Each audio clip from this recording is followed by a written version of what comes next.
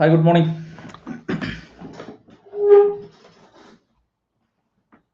കാണാൻ പറ്റുന്നുണ്ടല്ലോ അല്ലേ? ഓക്കെ, എന്താണ് വിശേഷം? അപ്പൊ ഇന്ന് ഇപ്പോഴും ഒരു കണക്റ്റഡ് ഫാക്സ് ഉണ്ടാവും, രാത്രി ഒരെണ്ണം ഉണ്ടാവും ഉണ്ടോ? അപ്പൊ അതിൽ ഏകദേശം എന്ത് ചെയ്തിട്ടുണ്ട്, നമ്മൾ കഴിഞ്ഞ ഒരു 2 കണക്റ്റഡ് ഫാക്സ് 2-3 കണക്റ്റഡ് ഫാക്സ് ചെയ്തപ്പോൾ തന്നെ എന്ത് ചെയ്തിട്ടുണ്ട്, ഏകദേശം കാര്യങ്ങളൊക്കെ നമ്മൾ അവിടെ ആൾറെഡി പറഞ്ഞിട്ടുണ്ട്. ആ കണക്റ്റഡ് ഫാക്സ് കേൾക്കാത്തവരാണെങ്കിൽ നിർബന്ധമായിട്ടും എന്ത് ചെയ്തോണം, അവിടെ കേട്ടോണം കേട്ടോ. കാരണം എന്താണെന്ന് വെച്ച് കഴിഞ്ഞാൽ നമുക്കിപ്പോൾ കഴിഞ്ഞ 3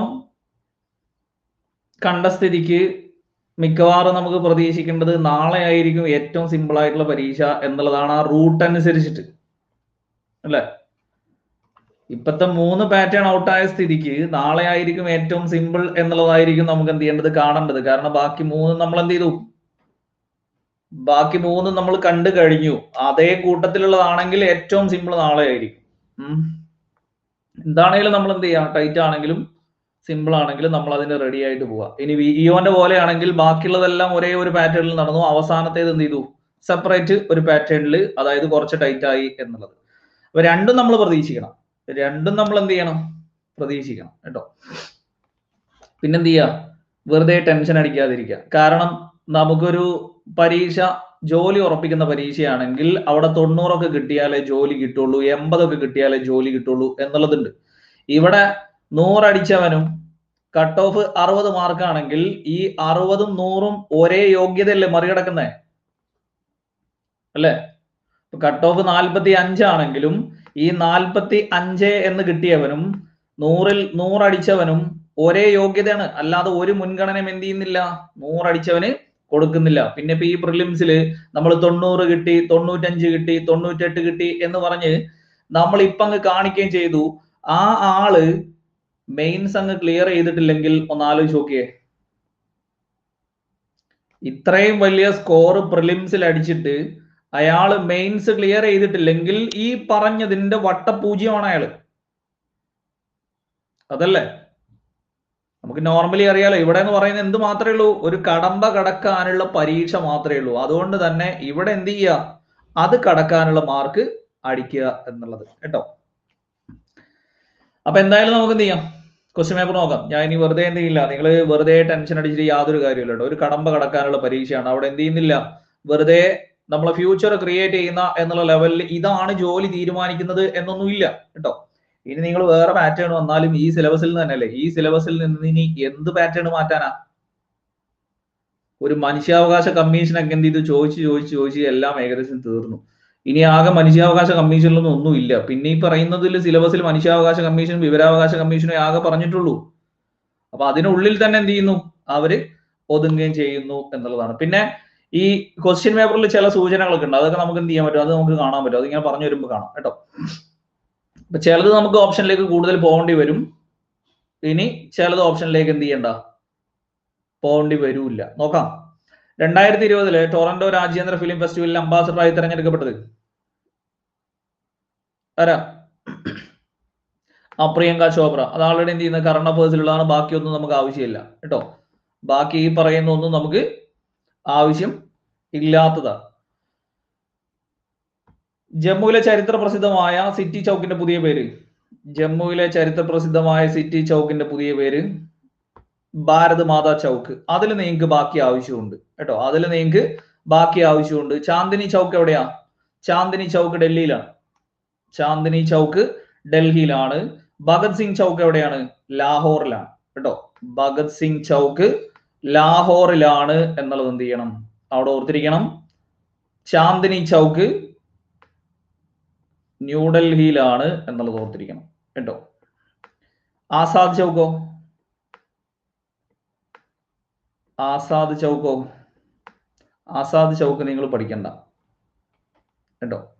ആസാദ് ചൗക്ക് നിങ്ങൾ പഠിക്കണ്ട. ആസാദ് ചൗക്ക് എല്ലായിടത്തും ഉണ്ട്. ഔറംഗാബാദിലുണ്ട്, യു പിയിലുണ്ട്, റായ്പൂരുണ്ട്, മുംബൈയിലുണ്ട്, ഡൽഹിയിലുണ്ട്, എല്ലായിടത്തും ഏതുണ്ട്, ആസാദ് ചൗക്ക് ഉണ്ട്. അതുകൊണ്ട് എന്ത് ചെയ്യണ്ട, ആസാദ് ചൗക്ക് നമുക്ക് പഠിക്കണ്ട കേട്ടോ. പക്ഷെ ഭഗത് സിംഗ് ചൗക്ക് എന്ത് ചെയ്താണ്, ഭഗത് സിംഗ് ചൗക്ക് ചോദിച്ചതാണ്. ചാന്ദിനി ചൗക്ക് എന്ത് ചെയ്താണ്, ചോദിച്ചതാണ്.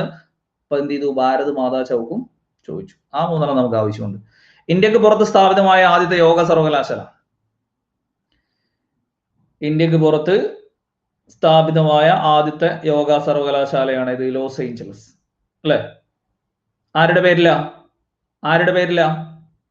വിവേകാനന്ദ. ഇനി വേണമെങ്കിൽ അതായിരിക്കും എന്ത് ചെയ്യുക ചോദിക്കുക, ആരുടെ പേരിലാണ് ലോസ് ഏഞ്ചൽസിൽ യോഗ സർവകലാശാല എന്ന് പറഞ്ഞിട്ട് എന്ത് ചെയ്യാം അവിടെ ചോദിക്കാം. വിവേകാനന്ദ എന്നുള്ളത് അവിടെ ഓർത്തിരിക്കാം. പിന്നെയോ ചിക്കാഗോ മത സമ്മേളനം വർഷം 1893. ഡേറ്റും കൂടെ ഓർത്തിരുന്നോണം, സെപ്റ്റംബർ 11 കേട്ടോ. 1893 സെപ്റ്റംബർ 11 എന്നുള്ളത് എന്ത് ചെയ്തോണം അവിടെ ഓർത്തിരുന്നോണം. ഇത് നമുക്ക് സ്പീച്ച് നല്ലേ. ആ സ്പീച്ചിൽ തന്നെ എന്തുണ്ട്? സ്വാമി വിവേകാനന്ദന്റെ ചിക്കാഗോ മതസമ്മേളനത്തിലെ ആ ഒരു പ്രസംഗം എന്ന് പറഞ്ഞിട്ട് നമ്മൾ എന്ത് ചെയ്യാറുണ്ട്? സെപ്റ്റംബർ എന്നുള്ളതിൽ തന്നെ സ്പീച്ച് എന്നുള്ളത് ഓർത്തിരുന്നാൽ മതി. പിന്നെയോ 2 വാക്ക് സംസാരിച്ചത് എന്നുള്ളത് ഓർത്തിരുന്നാൽ മതി കേട്ടോ. പക്ഷെ അത് 2 ആക്കരുത്, ഈ 2 തന്നെ കാണണം കേട്ടോ. 2 വാക്ക് സ്പീച്ച് ചെയ്തതാണ് എന്നുള്ളത് എന്ത് ചെയ്യണം അവിടെ ഓർത്തിരിക്കണം. ഇനിയോ പിന്നെ ഇതിൽ തന്നെ നമ്മൾ എന്ത് ചെയ്യും? യോഗ സർവകലാശാല മുന്നത്തെ ക്വസ്റ്റ്യൻ പേപ്പറിൽ നമ്മൾ കണ്ടത് 2020 യോഗയുടെ വേദി എന്ന് പറഞ്ഞിട്ടാണ് നമ്മൾ ഏത് കണ്ടത്? ലേ അല്ലെ? മുന്നത്തെ ക്വസ്റ്റ്യൻ പേപ്പറിൽ യോഗയുമായി ബന്ധപ്പെട്ടാണ്. യോഗ ദിനമാണെങ്കിൽ അപ്പൊ ഏതാ? യോഗ ദിനമാണെങ്കിൽ ജൂൺ 21 യോഗ ഡേ ലേ ഇത്രയൊക്കെ എന്ത് ചെയ്താ യോഗയുമായി ബന്ധപ്പെട്ട് എന്ത് ചെയ്താണ് ചോദിച്ചതാണ്. ഇനിയോ ന്യൂയോർക്ക് നമുക്ക് ചോദിക്കാറുള്ളത് എന്താ? ന്യൂയോർക്ക് നമുക്ക് മെയിൻ ആയിട്ട് ചോദിക്കാറുള്ളത് UN-ന്റെ ആസ്ഥാനം അല്ലെ? UN-ന്റെ ആസ്ഥാനം എന്ന് പറഞ്ഞിട്ടും ന്യൂയോർക്ക് UN ലൈബ്രറിയും ഇതിന് പിന്നെ നമുക്ക് ഇന്റർനാഷണൽ ഇല്ലാത്തതുകൊണ്ട് പിന്നെ ഇത് ആവശ്യമില്ല കേട്ടോ. ഇന്റർനാഷണൽ ഇല്ലാത്തതുകൊണ്ട് നമുക്ക് ആവശ്യമില്ല. ന്യൂയോർക്ക് UN ലൈബ്രറിയും UN-ന്റെ ആസ്ഥാനവും എന്ന് മാത്രം എന്ത് ചെയ്താൽ മതി അവിടെ ഓർത്തിരുന്നാൽ മതി. ഇനിയോ ലോക ഭാഷകളെ പറ്റിയുള്ള പുതിയ കണക്കുകൾ പ്രസിദ്ധീകരിച്ച എത്നോലോഗ് പ്രകാരം ലോകത്ത് ഏറ്റവും അധികം ജനങ്ങൾ സംസാരിക്കുന്ന മൂന്നാമത്തെ ഭാഷ ഹിന്ദി, ഒന്നാമത്തെ ഭാഷ ഇംഗ്ലീഷ്, രണ്ടാമത്തെ ഭാഷ മണ്ടാരിൻ, മൂന്നാമത്തെ ഭാഷ ഹിന്ദി. ആ ക്രമത്തിൽ അത് 3 എന്ത് ചെയ്യുക അവിടെ ഓർത്തിരിക്കുക കേട്ടോ. ഇത് 3 എന്ത് ചെയ്യുക അവിടെ ഓർത്തിരിക്കുക.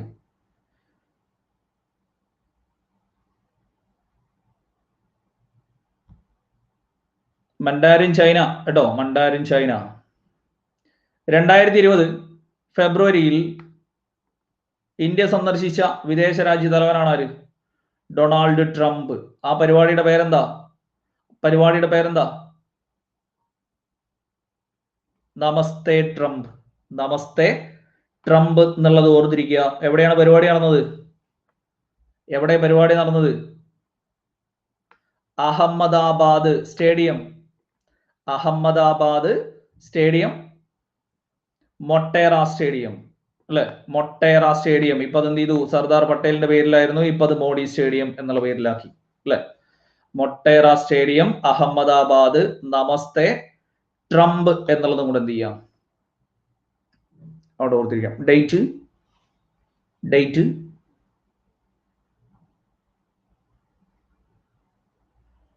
ഡേറ്റ് അഥവാ ചോദിച്ചാലോ ഫെബ്രുവരി 24 കഴിഞ്ഞ ഇതിൽ ആ പരീക്ഷ നടക്കുന്ന ദിവസം ഞാൻ എന്ത് ചെയ്തിട്ടുണ്ടായിരുന്നു? ഒരു കറണ്ട് അഫേഴ്സ് എന്ന് പറഞ്ഞിട്ട് ഒരു PDF ഇട്ടിട്ടുണ്ടായിരുന്നു. ആ PDF-ൽ ഫെബ്രുവരി 24 ട്രംപിന്റെ ഇന്ത്യ സന്ദർശനം എന്ന് പറഞ്ഞിട്ട് അവിടെ ഡേറ്റ് ഇട്ടിട്ട് എന്ത് ചെയ്തിട്ടുണ്ടായിരുന്നു? അവിടെ തന്നെ കൊടുത്തിട്ടുണ്ടായിരുന്നു ഫെബ്രുവരി 24 എന്ന് പറഞ്ഞിട്ട്. അഥവാ ചോദിച്ചാലോ നമ്മൾ ജസ്റ്റ് എന്ത് ചെയ്യാം? നമ്മൾ ജസ്റ്റ് അവിടെ ഓർത്തിരിക്കുക. നമുക്ക് അത്ര വലിയ പണിയൊന്നുമില്ലല്ലോ. ഫെബ്രുവരി എന്നുള്ളത് 2ാമത്തെ മാസമാണ്. 2-2-4 എന്നുള്ള ആ ഒരു ലെവലിൽ എന്ത് ചെയ്താൽ മതി? അവിടെ ജസ്റ്റ് ഒന്ന് ഓർത്തിരുന്നാൽ മതി കേട്ടോ. ഇനിയോ സിന്ധു നദി പാകിസ്ഥാനിലേക്ക് പ്രവേശിക്കുന്ന ഭാഗമാണ് ഇത് ചില്ലാർ. അത് പിന്നെ ബാക്കിയൊന്നും നമുക്ക് ആവശ്യമില്ല. അറ്റോക്ക്, ചാങ്, താന്തി ഇതൊക്കെ അവിടെ ബോർഡർ പ്ലേസുകളാണ്. ചില്ലാർ മാത്രമേ നമുക്ക് അവിടെ ആവശ്യമുള്ളൂ. സിന്ധു നദി പാകിസ്ഥാനിലേക്ക് പ്രവേശിക്കുന്ന ഭാഗം ചില്ലാർ എന്നുള്ളത്. പിന്നെയോ ഇടിമിന്നലോട് കൂടിയ സാധാരണ ഉച്ചയ്ക്ക് ശേഷം പെയ്യുന്ന മഴ എന്തറിയപ്പെടുന്നു? സംവഹന വൃഷ്ടി സംവഹന വൃഷ്ടി. യഥാർത്ഥത്തിൽ ഇത് മൂന്നും ഒന്നാണ്. സംവഹന വൃഷ്ടി, ഉച്ചലിത വൃഷ്ടി, 4 മണി മഴ, ഇതെല്ലാം ഒരേ കൺസെപ്റ്റ് തന്നെയാണ്. പക്ഷെ PSC ചോദിക്കുമ്പോൾ അവിടെ ഉത്തരം കൊടുക്കുന്ന ഏതാണ്? സംവഹന വൃഷ്ടിയാണ് എന്നുള്ളത് എന്ത് ചെയ്യുക, അവിടെ ഓർത്തിരിക്കുക കേട്ടോ. ഇനിയോ ശൈലവൃഷ്ടി എന്ന് പറയുമ്പോൾ ഏതാണ്? പർവ്വത ചെരുവുകളിൽ പെയ്യുന്നതാണ് ഏത്? പർവ്വത വൃഷ്ടി കേട്ടോ. ശൈലവൃഷ്ടി എന്ന് പറയുന്നത് പർവ്വത ചെരിവുകളിലാണ് ഏത്? നിങ്ങൾ നോർമലി പർവ്വതക്കാറ്റ്, താഴ്വരക്കാറ്റ് എന്നൊക്കെ പറഞ്ഞ് കണ്ടിട്ടില്ലേ SCRT ടെക്സ്റ്റ് ബുക്ക് പഠിക്കുമ്പോൾ? അപ്പൊ അതുമായി ബന്ധപ്പെട്ടത് മഴയിലേക്ക് വരുമ്പോൾ അതെന്ത് ചെയ്യുന്നു? പർവ്വത ചെരിവുകളിൽ ഉയർന്ന വായു ചൂട് പിടിച്ച് പൊങ്ങി ആ ഭാഗത്ത് ചെരിവുകളിൽ പെയ്യുന്ന മഴ എന്ന് പറഞ്ഞിട്ടാണ് ഇത് ശൈലവൃഷ്ടി എന്ന് പറയുന്നത്. ഇതിന്റെ ഓപ്പോസിറ്റ് ആവുമ്പോ അപ്പൊ എന്ത് മാത്രമേ ഉണ്ടാവുള്ളൂ? ഇപ്പൊ ഇങ്ങനെയാണ് ഒരു പർവ്വതം എങ്കിൽ അതിന്റെ ഈ സൈഡിൽ മഴ പെയ്യുമ്പോ അതിന്റെ ഈ സൈഡ് അപ്പൊ എന്തായിരിക്കും? മഴ നിഴൽ പ്രദേശമായിരിക്കും കേട്ടോ. ഈ സൈഡിൽ മഴ ലഭിക്കുമ്പോ ഈ സൈഡിൽ എന്തായിരിക്കും? മഴ നിഴൽ പ്രദേശം. അപ്പൊ ഇവിടെ മഴയുണ്ട്, ഇവിടെ മഴയുടെ നിഴല് മാത്രമേ ഉണ്ടാവുള്ളൂ. നമ്മളെ ചിന്നാർ, തമിഴ്നാട് പോലെ പ്രത്യേകിച്ച് പശ്ചിമഘട്ട മലനിരകളിൽ ഇവിടെ ഉയർന്നു പൊങ്ങുന്ന വായു എന്ത് ചെയ്യുന്നു? ഇവിടെ മഴ പെയ്യിക്കുന്നു. അപ്പൊ കേരളം അതെന്ത് പ്രദേശമാവുന്നു? ശൈലവൃഷ്ടി പ്രദേശമാവുന്നു. ഇപ്പുറത്ത് തമിഴ്നാട് എന്താവുന്നു? തമിഴ്നാട് മഴ നിഴൽ പ്രദേശമാവുന്നു. അതാണ് അതിന് ഏറ്റവും ബെസ്റ്റ് എക്സാമ്പിൾ എന്ന് പറയുന്നത്. പശ്ചിമഘട്ടത്തിന്റെ കാര്യം മാത്രം നോക്കിയാൽ മതി കേട്ടോ. അപ്പൊ അത്രയാണ് അതിലെന്ത് ചെയ്യേണ്ടത്, അതിലവിടെ ഓർത്തിരിക്കേണ്ടത്. ഉത്തരേന്ത്യൻ സമുദ്രത്തിൽ മെയ് ജൂൺ മാസങ്ങളിൽ വീശുന്ന വരണ്ട ഉഷ്ണക്കാറ്റാണ് ഏത്? ലൂ. ഇത് മാത്രമേ നമുക്ക് വരണ്ടതുള്ളൂ. ബാക്കിയൊക്കെ എന്താ? ബാക്കി മാംഗോ ഷവർ. മാംഗോ ഷവർ എവിടെയാ? കേരളത്തിലെ വേനൽക്കാല മഴ. മാംഗോ ഷവർ കേരളത്തിലെ വേനൽക്കാല മഴ. കാൽ ബൈശാഖിയോ? കാൽ ബൈശാഖിയോ? കാൽ ബൈശാഖി ബംഗാളിലും ആസാമിലും വേനൽക്കാല മഴ. ബംഗാളിലും ആസാമിലും വേനൽക്കാല മഴ എന്നുള്ളത് എന്ത് ചെയ്യണം? അവിടെ ഓർത്തിരിക്കണം കേട്ടോ. ഇത് പിന്നെ വേൾഡ് ആണ്, ഇത് പിന്നെ നമുക്ക് ആവശ്യമില്ല. ഇവിടെ കൂടുതൽ പ്രാദേശികവാദം എന്നുള്ളതിൽ നമ്മൾ ഓർത്തിരിക്കേണ്ടത് മാംഗോ ഷവർ കേരളത്തിലാണ്. കാൽ ബൈശാഖി നമുക്ക് എന്താണ്? ബംഗാളിലാണ്. ഇനി കാൽ ബൈശാഖി പഞ്ചാബിൽ അറിയപ്പെടുന്ന പേരാണെന്ത്? കാൽ ബൈശാഖി പഞ്ചാബിൽ അറിയപ്പെടുന്ന പേരാണെന്ത്? നോർവെസ്റ്റർ എന്നുള്ളത് കേട്ടോ. നോർവെസ്റ്റർ എന്നുള്ളത്. ഇനി ഇത് കണ്ടിട്ട് എന്ത് ചെയ്യും? കുറെ ആളുകൾ കാൽ ബൈശാഖി എന്ന് പറഞ്ഞു കഴിഞ്ഞാൽ മഴയല്ലേ, കാൽ ബൈശാഖി എന്ന് പറഞ്ഞാൽ കാറ്റല്ലേ? ഈ നോർമലി മഴ കൊണ്ടുവരുന്നത് ആരാണ്? കാറ്റാണ് എന്നുള്ളത് മാത്രം ബേസിക് ആയിട്ട് മനസ്സിലാക്കിയാൽ മതി. അത് ചിലപ്പോൾ കാറ്റായിട്ട് ചോദിക്കും, ചിലപ്പോൾ അത് എന്ത് ചെയ്യും? മഴയായിട്ട് ചോദിക്കും. രണ്ടും ഒന്ന് തന്നെയാണ് കേട്ടോ. സാഹചര്യത്തിനനുസരിച്ചിട്ട് ഉത്തരം എഴുതാനേ ഉള്ളൂ. ഇപ്പൊ കർണാടകയിൽ ഏത് ഓർത്തിരിക്കണം? കർണാടകയിൽ ചെറി ബ്ലോസം കേട്ടോ. കർണാടകയിൽ ചെറി ബ്ലോസം, പഞ്ചാബിൽ നോർവെസ്റ്റർ, ബംഗാളിൽ കാൽ ബൈശാഖി, കേരളത്തിൽ മാംഗോ ഷവർ കേട്ടോ. ഇത്രയാണ് എന്ത് ചെയ്യേണ്ടത്? അവിടെ ഓർത്തിരിക്കേണ്ടത്. ഇനി മഴയും കാറ്റും കൂടെ എന്ത് ചെയ്യൂല? PSC ഉത്തരത്തിൽ കൊടുക്കൂല. അങ്ങനെ കൊടുക്കുകയാണെങ്കിൽ തന്നെ അവിടെ എന്ത് ചെയ്യും? ഒന്നുകിൽ ശൈത്യക്കാറ്റ് എന്ന് ആഡ് ചെയ്യും. ശൈത്യക്കാറ്റല്ല, ഇവിടെ പറയുന്ന കാൽ ബൈശാഖി വേനലാണ്, മാംഗോ ഷവർ വേനലാണ്, ചെറി ബ്ലോസം വേനലാണ്, നോർവെസ്റ്റർ വേനലാണ്, ഒക്കെ എന്താണ്? വേനലാണ് കേട്ടോ.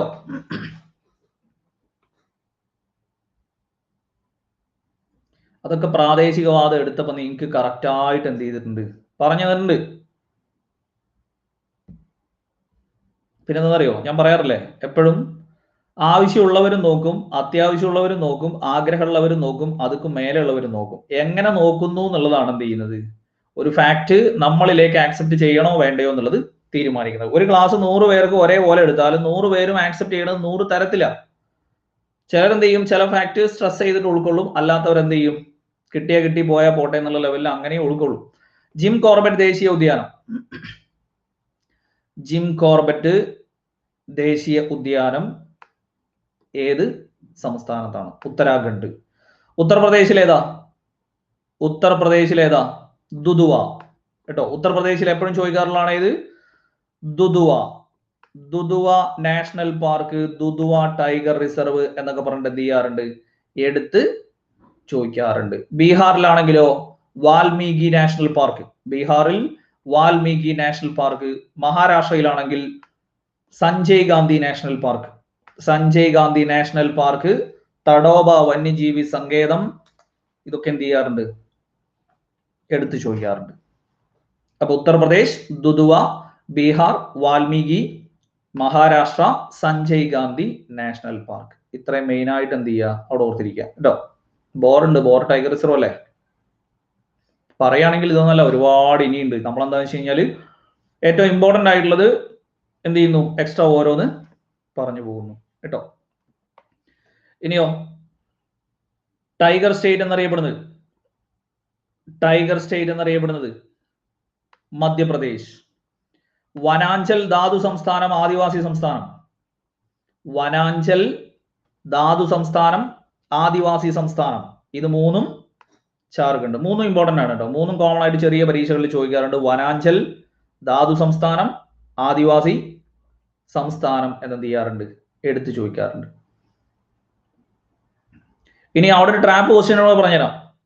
ഇന്ത്യയിലെ ആദിവാസി സംസ്ഥാനം എന്നറിയപ്പെടുന്നത്, ഇതേപോലെ ഓപ്ഷൻ ഇടും. ധൃതി കൂടിയ ആളുകൾ ഇങ്ങോട്ടേക്ക് ചാടിക്കയറി പോകും. മനസ്സിലായോ? ഇപ്പൊ തന്നെ നിങ്ങൾക്ക് തോന്നിയിട്ടുണ്ടാവും. ഇപ്പൊ തന്നെ ഞാൻ ആ ഫാക്ട് പറഞ്ഞപ്പോൾ തന്നെ മധ്യപ്രദേശ് മനസ്സിൽ വന്നവരുണ്ട് ഇല്ലേ? ഇപ്പൊ തന്നെ ഞാൻ ആ ഫാക്ട് പറഞ്ഞപ്പോൾ തന്നെ മധ്യപ്രദേശ് പറഞ്ഞവരുണ്ട് മനസ്സിൽ. അപ്പൊ അതുകൊണ്ടാണ് ജാർഖണ്ഡ് ആദിവാസി സംസ്ഥാനം, വനാഞ്ചൽ ധാതു സംസ്ഥാനം, ഇത് പേരാണ്. ആദിവാസികൾ കൂടുതലുള്ള സംസ്ഥാനം എന്ന് ചോദിക്കുമ്പോഴേ മധ്യപ്രദേശ് ആവുള്ളൂ. വ്യത്യാസം മനസ്സിലായല്ലോ? ആദിവാസികൾ കൂടുതലുള്ള എന്ന് പറഞ്ഞാൽ പട്ടികവർഗക്കാർ കൂടുതലുള്ള എന്നുള്ളതാണ് കേട്ടോ. അപ്പൊ അത് പ്രത്യേകിച്ച് അങ്ങനെ തന്നെ ഓർത്തിരുന്നോണം. കാരണം ആദിവാസികൾ കൂടുതലുള്ള എന്ന് പറഞ്ഞിട്ട് PSC ചോദിച്ചിട്ടുണ്ട് മധ്യപ്രദേശ്. എന്നാൽ ആദിവാസി സംസ്ഥാനം എന്നറിയപ്പെടുന്നത് ജാർഖണ്ഡ് ആണ്. അത് വെളിപ്പേരാണ്. അത് ഏതുപോലെയാ?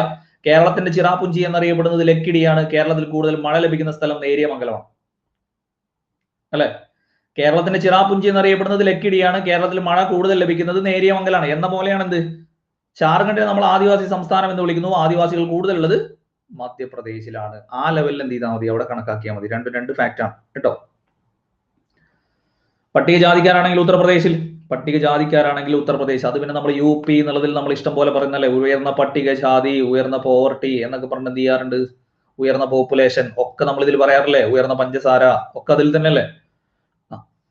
മൂത്തോൻ സംവിധാനം ചെയ്ത്, മൂത്തോൻ ഇതിലെ ബാക്കി ഛത്തീസ്ഗഡ് ദക്ഷിണ കോസലം, ഛത്തീസ്ഗഡ് ദക്ഷിണ കോസലം കേട്ടോ. ദക്ഷിണ കോസലം എന്നറിയപ്പെടുന്നത് ഛത്തീസ്ഗഡ്, ഓർത്തിരിക്കണം. ആസാം തേയില സംസ്ഥാനം, അഹം കേട്ടോ. ആസാം തേയില സംസ്ഥാനം, അഹം ഡൈനാസ്റ്റി, അഹം എന്നറിയപ്പെട്ടിരുന്നത് എന്നൊക്കെ പറഞ്ഞ് എന്ത് ചെയ്തിട്ടുണ്ട്.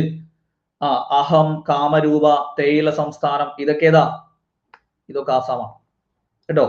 അഹം തേയില സംസ്ഥാനം, കാമരൂപ, ഇതൊക്കെ എന്താണ്, ഇതൊക്കെ ആസാമാണ് എന്നുള്ളത് ഓർത്തിരിക്കണം. ഛത്തീസ്ഗഡ് നമ്മൾ പറഞ്ഞു ദക്ഷിണ കോസലം എന്നറിയപ്പെടുന്നത്. മൂത്തോൻ സംവിധാനം ചെയ്തത് ഗീതു മോഹൻദാസ് അല്ലെ, ഗീതു മോഹൻദാസ്. സച്ചിവിനെ നമ്മൾ കഴിഞ്ഞ ആൾറെഡി പറഞ്ഞു, എന്ത്, KR സച്ചിദാനന്ദൻ അല്ലെ. KR സച്ചിദാനന്ദൻ എന്നുള്ളത് ആൾറെഡി നമ്മൾ എന്ത് ചെയ്തു, ആൾറെഡി പറഞ്ഞതാണ്. അവസാനത്തെ ഫിലിം അയ്യപ്പനും കോശിയും. ആദ്യത്തേത്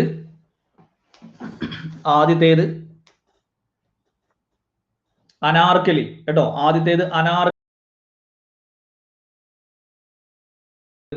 പറഞ്ഞിട്ടുണ്ടായിരുന്നു. ആദ്യത്തേത് അനാർക്കലി എന്നുള്ളത് കേട്ടോ.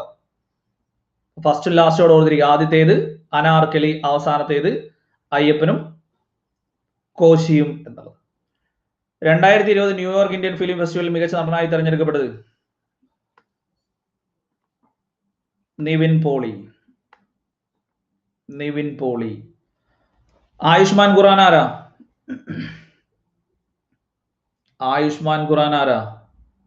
66ാമത് ഫിലിം ഫെസ്റ്റിവലിൽ മികച്ച നടനായിട്ട് തെരഞ്ഞെടുക്കപ്പെട്ടത് ആരെയാണ്? ആയുഷ്മാൻ ഖുറാന. ഏത് സിനിമയ്ക്കാ?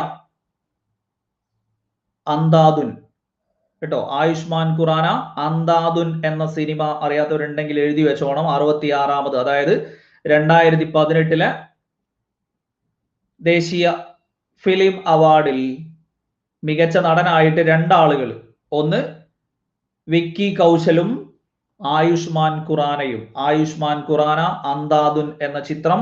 വിക്കി കൗശലാണെങ്കിലോ ഉറി എന്ന ചിത്രം. വിക്കി കൗശലാണെങ്കിൽ ഉറി എന്ന ചിത്രം. ഇനിയോ മോഹൻലാലിന് ഏതാ 2020 മോഹൻലാലിന് മികച്ച നടനായിട്ട് തിരഞ്ഞെടുക്കപ്പെട്ടത്? ഏഷ്യാനെറ്റിന്റെ ഫിലിം അവാർഡ് 2020. അത് ചോദിക്കൊന്നുമില്ല കേട്ടോ, എന്നാലും അവിടെ ഓർത്തിരിക്കുക. 2020 മികച്ച നടനായിട്ട് തിരഞ്ഞെടുക്കപ്പെട്ടത് ഏഷ്യാനെറ്റിന്റെ ഫിലിം അവാർഡിൽ. രൺവീർ സിംഗോ? രൺവീർ സിംഗോ?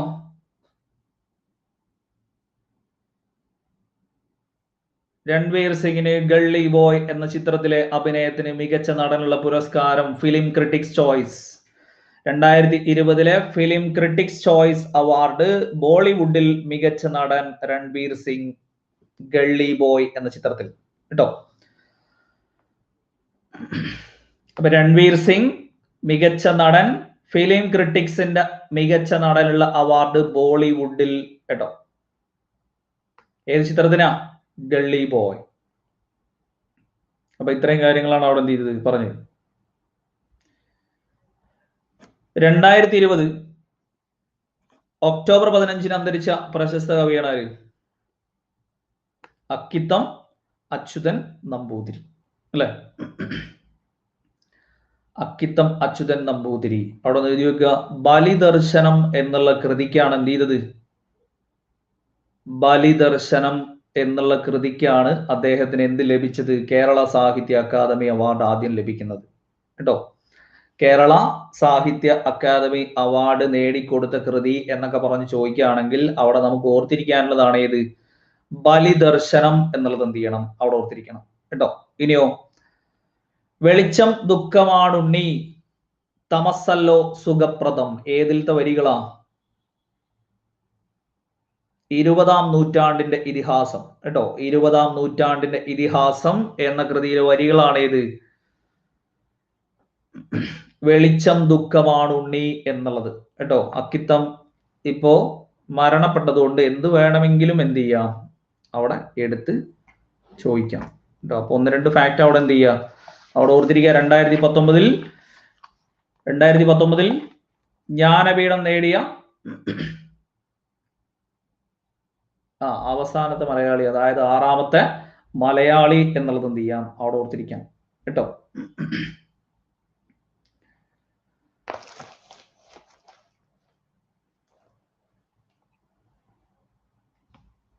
അപ്പൊ അക്കിത്തം അച്യുതൻ നമ്പൂതിരി അത്രന്തി 6ാമത്തെ വ്യക്തി കേട്ടോ. 6ാമത്തെ വ്യക്തി. ബലിദർശനത്തിന് കേരള സാഹിത്യ അക്കാദമി അവാർഡ്.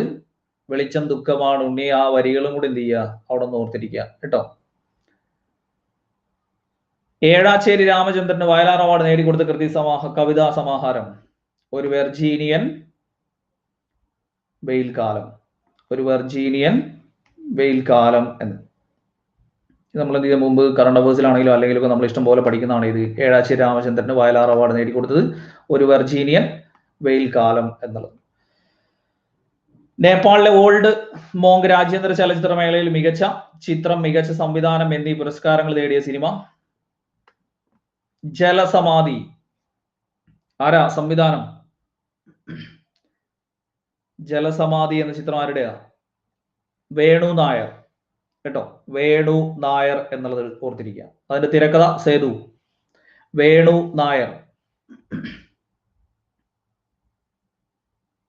വേണു നായർ സംവിധാനം ചെയ്തത്. അതിന്റെ തിരക്കഥ സേതു എന്നുകൂടി എന്ത് ചെയ്യുക? അവിടെ എഴുതി വെക്കുക കേട്ടോ. സേതു എന്നുകൂടി എഴുതി വെക്കുക. Jallikattu 2021 Oscar entry. 2021 Oscar entry ചിത്രം അല്ലെ? 2021 ഓസ്കാർ എൻട്രി ചിത്രം. സംവിധായകൻ ലിജോ ജോസ് പെല്ലിശ്ശേരി. സംവിധായകൻ ലിജോ ജോസ് പെല്ലിശ്ശേരി. പിന്നെയോ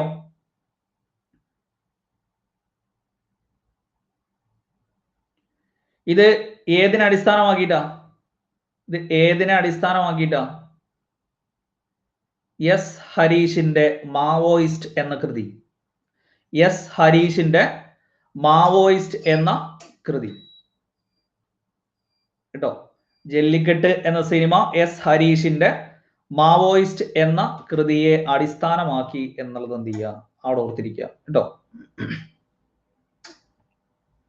മൂത്തോൻ പിന്നെ ആൾറെഡി നമ്മൾ എന്ത് ചെയ്താ, മൂത്തോൻ ആൾറെഡി നമ്മൾ പറഞ്ഞാണ്, ഗീതു മോഹൻദാസിന്റെയാണ്. നിവിൻ പോളി മികച്ച നടൻ എന്നുള്ളതൊക്കെ ആൾറെഡി എന്ത് ചെയ്തതാ, ആൾറെഡി നമ്മൾ പറഞ്ഞതാണ്. വെയിൽ മരങ്ങൾ ആരുടെയാ?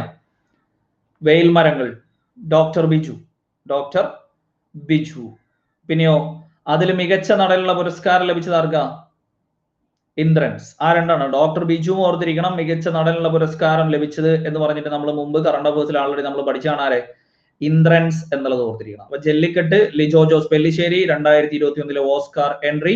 എസ് ഹരീഷിന്റെ മാവോയിസ്റ്റ് എന്ന കൃതിയെ അടിസ്ഥാനമാക്കി. ജലസമാധി വേണു നായർ, തിരക്കഥ സേതു, മൂത്തോൻ ഗീതു മോഹൻദാസ്, നിവിൻ പോളി മികച്ച നടനായിട്ട്. പിന്നെയോ വെയിൽ മരങ്ങൾ ഇന്ദ്രൻസ്, ഡോക്ടർ ബിജു സംവിധാനം. ഇത്രയും കാര്യങ്ങൾ എന്ത് ചെയ്യണം അവിടെ മെയിൻ ആയിട്ട് ഓർത്തിരിക്കണം കേട്ടോ. നെക്സ്റ്റ്, ഉത്തരാർദ്ധ ഗോളത്തിൽ ഏഷ്യൻ ഭൂഖണ്ഡത്തിന്റെ ഏത് ഭാഗത്തായാണ് ഇന്ത്യയുടെ സ്ഥാനം?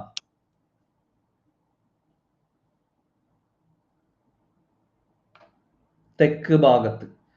നമുക്ക് നോർമലി അറിയാവുന്ന ഒരു കാര്യമാണ്. ഈ ഒരു ക്വസ്റ്റ്യൻ തന്നെ എന്ത് ചെയ്തു, ഇഷ്ടംപോലെ അങ്ങോട്ടും ഇങ്ങോട്ടും ആയിട്ട് എന്ത് ചെയ്യുന്നുണ്ട്, ഇതേ ഭാഗത്ത് തന്നെ ചോദ്യങ്ങൾ വന്നുകൊണ്ടിരിക്കുന്നത്. നമ്മൾ എവിടെയാണ്? നമ്മൾ ഉത്തരാർദ്ധ ഗോളത്തിലാണ് എന്നുള്ളത് നമുക്ക് ആൾറെഡി അറിയാം. സ്വാഭാവികമായിട്ടും ഇവിടെ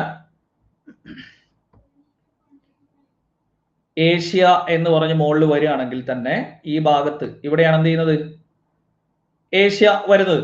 അതിന്റെ താഴെ ഭാഗം ഇങ്ങനെ ഇന്ത്യ ആയിട്ട് എന്ത് ചെയ്യുന്നു, ചെറുതായിട്ട് ഈ ഒരു വി ഷേപ്പിൽ ഇങ്ങനെ നിൽക്കുന്നു. സ്വാഭാവികമായിട്ടും നമുക്കറിയാൻ പറ്റും ഏഷ്യയുടെ ഏത് ഭാഗമാണ്? ഏഷ്യയുടെ തെക്ക് ഭാഗമാണ്. ഇനി ചോദിക്കാവുന്ന ഒരു ചോദ്യം എന്ന് പറയുന്നത്, ഭൂമധ്യരേഖയുടെ ഏത് വശത്താണ് ഇന്ത്യ സ്ഥിതി ചെയ്യുന്നത്?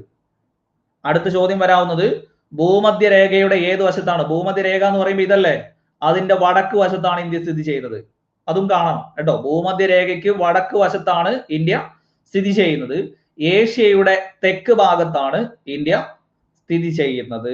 ഇങ്ങനെ എന്ത് ചെയ്യേണ്ടി വരും, അവിടെ നമ്മൾ കാണേണ്ടി വരും. ഇത് വേണമെങ്കിൽ എങ്ങനെയും ചോദിക്കാം, ഇത് വേണമെങ്കിൽ എങ്ങനെയും ചോദിക്കാം, ഉത്തരായന രേഖയ്ക്ക് ഏത് ഭാഗത്താണ് ഇന്ത്യ, ഏത് ഭാഗത്താണ് കേരളം സ്ഥിതി ചെയ്യുന്നത് എന്ന് ചോദിക്കാം. ഉത്തരായന രേഖയുടെ ഏത് ഭാഗത്താണ് എന്നുള്ളത് വേണമെങ്കിൽ എന്ത് ചെയ്യാം, ചോദിക്കാം. കാരണം ഉത്തരായന രേഖ എന്ന് പറഞ്ഞിട്ട് എന്ത് ചെയ്യുന്നുണ്ട്, ഇപ്പുറത്തൊരെണ്ണൂടെ കടന്നു പോകുന്നില്ലേ, സെൻട്രലിലൂടെ, ഇന്ത്യയുടെ സെൻട്രലിലൂടെ കടന്നു പോകുന്നുണ്ട്. അപ്പൊ അതിന്റെയും എന്താണ്, അതിന്റെയും തെക്ക് ഭാഗത്താണ് ഇന്ത്യ എന്ത് ചെയ്യുന്നത്, സ്ഥിതി ചെയ്യുന്നത് എന്നുള്ളത് കേട്ടോ. അപ്പൊ എങ്ങനെയൊക്കെ ചോദിക്കാം, ഏഷ്യയുടെ തെക്ക് ഭാഗത്ത്, ഭൂമധ്യരേഖയുടെ വടക്ക് ഭാഗത്ത്, പിന്നെയോ ഉത്തരാർദ്ധ ഗോളത്തിലാണ് ഇന്ത്യ സ്ഥിതി ചെയ്യുന്നത്. ഇങ്ങനെ 3 എണ്ണം ചോദിക്കാം. ഉത്തരാർദ്ധ ഗോളത്തിലാണ് ഇന്ത്യ സ്ഥിതി ചെയ്യുന്നത് എന്നുള്ളത്. അപ്പൊ അതൊക്കെ സിമ്പിൾ ആയിട്ടുള്ള കാര്യമാണ് അല്ലെ, സിമ്പിൾ ആയിട്ടുള്ള കാര്യമാണ്. പക്ഷെ നമ്മളെന്താ, നമ്മളെ ധൃതി പിടിച്ചിരിക്കുമ്പോൾ കൺഫ്യൂഷൻ ആക്കാൻ പറ്റിയ ചോദ്യങ്ങളാണ്. അല്ലെങ്കിലേ നമ്മൾ തെക്ക് വടക്കാണ് എന്നുള്ളത് PSCക്ക് അറിയാം. അതുകൊണ്ട് ആ തെക്ക് വടക്കിന്റെ കാര്യം തന്നെ അങ്ങോട്ട് ചോദിച്ചു കഴിഞ്ഞാൽ പരീക്ഷാ ഹാളിൽ നിന്ന് തീരുമാനമായിക്കോളും. 3 ഫാക്ടേ പറഞ്ഞോളൂ. ഏഷ്യയുടെ തെക്ക് ഭാഗം, ഭൂമധ്യരേഖയുടെ വടക്ക് ഭാഗത്ത്, ഉത്തരാർദ്ധ ഗോളത്തിലാണ് ഇന്ത്യ സ്ഥിതി ചെയ്യുന്നത് കേട്ടോ.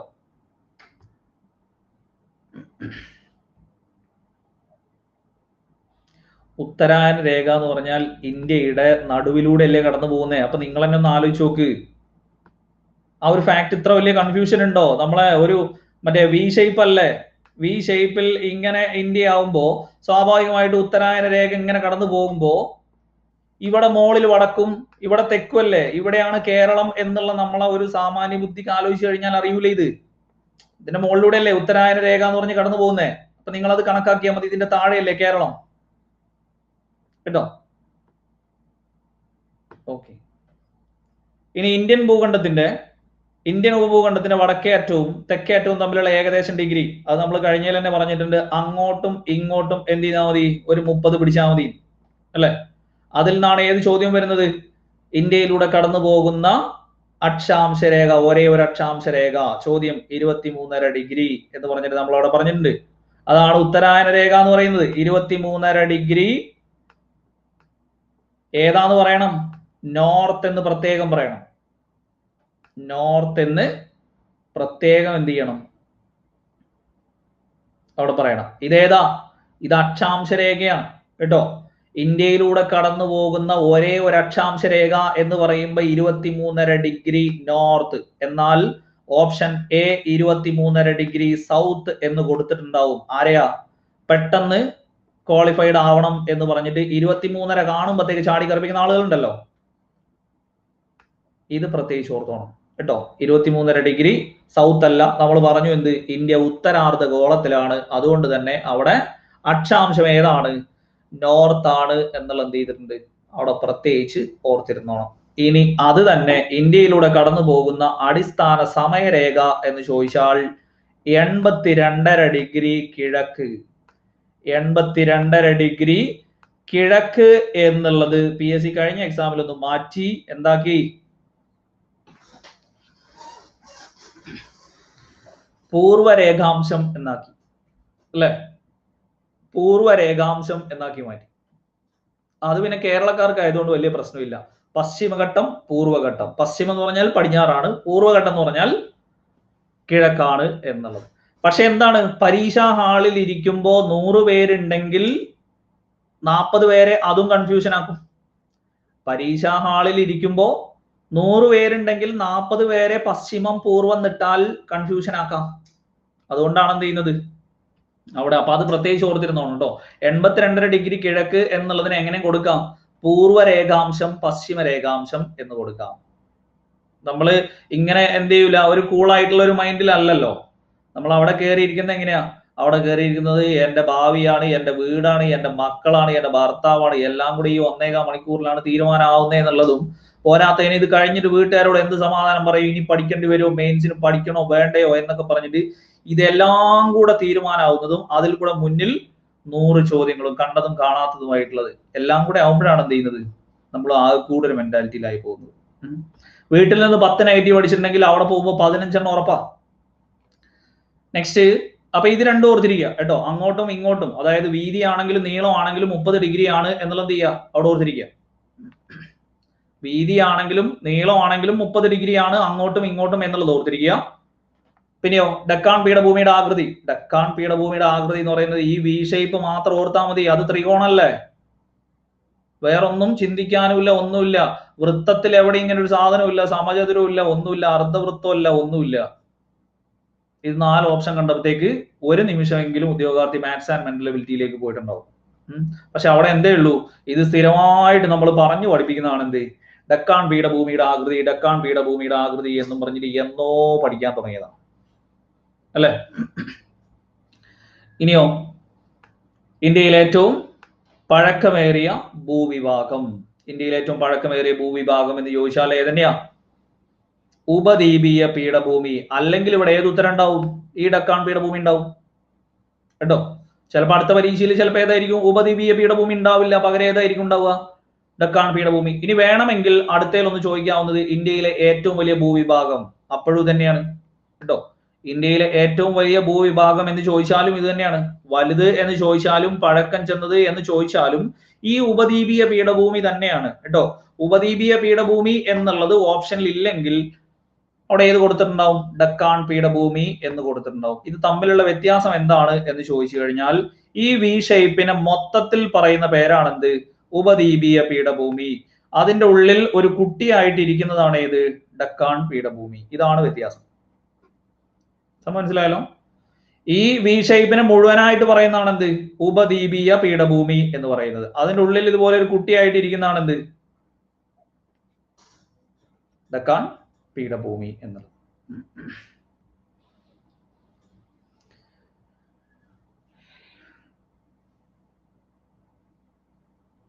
ഇനി ഇതിൽ തന്നെ ചെറിയ ചെറിയ ചോദ്യങ്ങൾ ഇതുമായി ബന്ധപ്പെട്ട് ചോദിക്കുന്നത്, ഉത്തരമഹാസമതലങ്ങളാണ് എന്തറിയപ്പെടുന്നത്, ഇന്ത്യൻ കാർഷിക മേഖലയുടെ നട്ടെല്ല് എന്നറിയപ്പെടുന്നത് കേട്ടോ. ഉത്തരമഹാസമതലം എന്ന് പറയുന്നതാണ് എന്ത്, ഇന്ത്യൻ കാർഷിക മേഖലയുടെ നട്ടെല്ല്, ഇന്ത്യയുടെ ധാന്യപ്പുര എന്നൊക്കെ അറിയപ്പെടുന്ന ഭൂവിഭാഗം കേട്ടോ. അതായത് നമ്മളെ ഇന്ത്യയിൽ സിമ്പിളായിട്ട് ഇങ്ങനെ എടുത്തു പോകുന്ന ഈ ചോദ്യങ്ങൾ ഉണ്ടല്ലോ, ഏറ്റവും മുകളിൽ ഇങ്ങനെ പർവ്വത നിരകൾ ഇങ്ങനെ നിറഞ്ഞു നിന്ന് ഉത്തര പർവ്വത മേഖല, സഞ്ചാരികളുടെ പറദീസ, കുളു, മണാലി, ഡാർജിലിംഗ്, സിംല, നൈനിറ്റാൾ, മുസോറി, ഡെറാഡൂൺ എന്നൊക്കെ പറഞ്ഞിട്ട് ഫുൾ ഇവിടെ അല്ലേ സഞ്ചാരികളുടെ പറദീസ. അതിന്റെ താഴേക്ക് നദികൾ കൊണ്ടുവരുന്ന ഈ മണ്ണടിഞ്ഞുകൂടി കിടക്കുന്ന ഈ സ്ഥലം ഉത്തര മഹാസമതലം. ഇവിടെയാണ് ഫുള്ള് കൃഷി നടക്കുന്നത്. അതുകൊണ്ട് കാർഷിക മേഖലയുടെ നട്ടെല്ല് ധാന്യപുര എന്നൊക്കെ വിളിക്കുന്നു. അപ്പൊ ഞാൻ ധാന്യപുര എന്ന് പറഞ്ഞപ്പോഴത്തേക്ക് അവിടെ കുറെ ആളുകൾ പഞ്ചാബ് അല്ലേ എന്ന് ചോദിക്കണം എന്ന് മൈൻഡിലുണ്ട്. പക്ഷെ ഇനി ചോദിച്ചാൽ തെറ്റാവോ എന്ന് വിചാരിച്ചിട്ട് അവിടെ മിണ്ടാതിരിക്കുന്നവരുണ്ട്. അവിടെ അതെന്താണ്? ഇന്ത്യയുടെ ധാന്യപുര എന്നറിയപ്പെടുന്ന സംസ്ഥാനം എന്ന് ചോദിച്ചാൽ ഏതാണ്? അവിടെ പഞ്ചാബാണ്. ഭൂവിഭാഗം എന്ന് ചോദിച്ചാൽ അവിടെ ഏതാണ്? ഉത്തര മഹാസമതലമാണ്. വ്യത്യാസം മനസ്സിലായല്ലോ? ഭൂവിഭാഗം എന്ന് ചോദിക്കുമ്പോൾ ഉത്തര മഹാസമതലം, പിന്നെയോ സ്റ്റേറ്റ് ചോദിക്കുമ്പോൾ ഏതാണ്? പഞ്ചാബാണ് എന്നുള്ളത് ഓർത്തിരിക്കാം കേട്ടോ.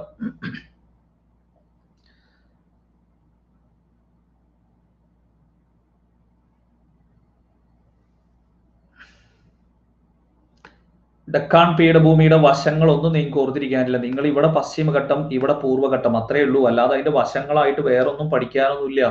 ഈ നടുവിൽ ഈ ത്രികോണം വന്നു കഴിഞ്ഞാൽ പിന്നെ അപ്പുറത്തും ഇപ്പുറത്തുള്ള പർവ്വതനിരയാണ് ഇത്. ഇവിടെ പശ്ചിമഘട്ടം, ഇവിടെ പൂർവ്വഘട്ടം, അത്രേ ഉള്ളൂ കേട്ടോ.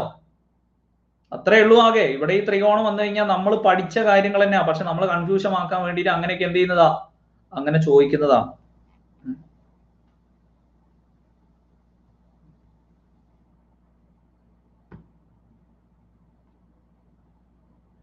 നെക്സ്റ്റ്,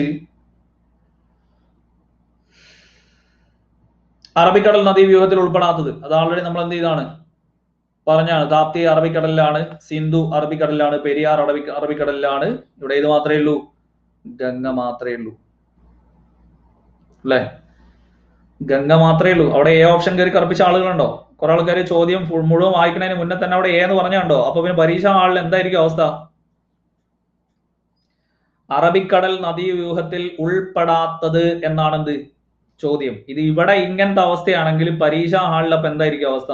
ഇവിടെ അറബിക്കടൽ എന്ന് കാണുമ്പോഴത്തേക്ക് തന്നെ താഴത്തേക്കാണ് നോക്കുന്നത്. താപ്തി കണ്ടു, പിന്നെ എനിക്ക് ചുറ്റുള്ളതൊന്നും കാണാൻ പറ്റിയില്ല സാറേ എന്ന് പറഞ്ഞിട്ടൊന്നും കാര്യമില്ല.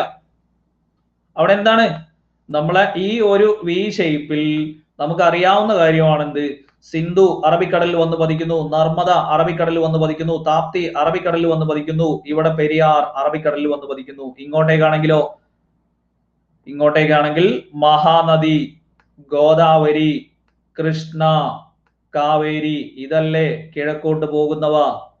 പിന്നെയോ മോളിലൂടെ ഗംഗയും ബ്രഹ്മപുത്രയും ഒക്കെ എവിടേക്കാണ്? കിഴക്കോട്ട് വന്നിട്ടാണ് പതിക്കുന്നത്.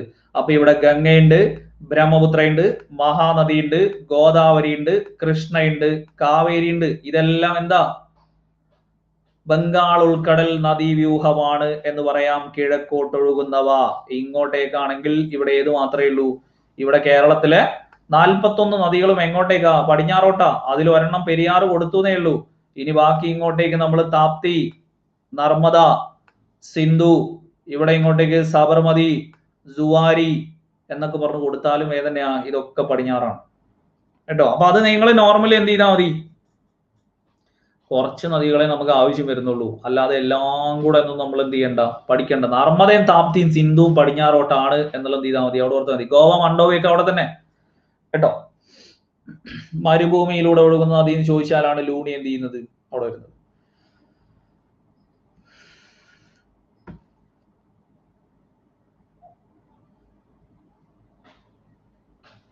ഇന്ത്യയുടെ മാഗ്ന കാർട്ട, ഇന്ത്യയുടെ മാഗ്ന കാർട്ട എന്ന് വിശേഷിപ്പിക്കപ്പെടുന്നത് ഏതാ? മൗലികാവകാശങ്ങൾ. ഇന്ത്യയുടെ മാഗ്ന കാർട്ട, ഇന്ത്യൻ ഭരണഘടനയുടെ ആണിക്കല്ല് എന്നൊക്കെ വിശേഷിപ്പിക്കുന്നതാണ് ഏത്? മൗലികാവകാശങ്ങൾ. ഇന്ത്യൻ ഭരണഘടനയുടെ മനസാക്ഷി എന്നറിയപ്പെടുന്നതാണ് ഏത്? ഇന്ത്യൻ ഭരണഘടനയുടെ മനസാക്ഷി എന്നറിയപ്പെടുന്നതാണ് നിർദ്ദേശക തത്വങ്ങൾ കേട്ടോ.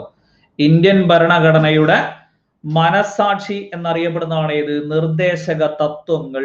ഇന്ത്യൻ ഭരണഘടനയുടെ മനസാക്ഷി എന്നറിയപ്പെടുന്ന ആർട്ടിക്കിൾ ഏതാണ് എന്ന് ചോദിച്ചു കഴിഞ്ഞാൽ അതേതാണ്? ഇന്ത്യൻ ഭരണഘടനയുടെ മനസാക്ഷി എന്നറിയപ്പെടുന്ന ആർട്ടിക്കിൾ ഏതാണ് എന്ന് ചോദിച്ചു കഴിഞ്ഞാൽ ആർട്ടിക്കിൾ 19 ആണ് കേട്ടോ. ഇന്ത്യൻ ഭരണഘടനയുടെ മനസാക്ഷി എന്നറിയപ്പെടുന്ന ആർട്ടിക്കിൾ ഏതാണ് എന്ന് ചോദിച്ചു കഴിഞ്ഞാൽ ആർട്ടിക്കിൾ 19 ആണ്.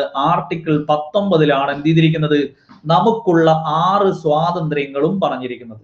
വ്യത്യാസം മനസ്സിലായല്ലോ?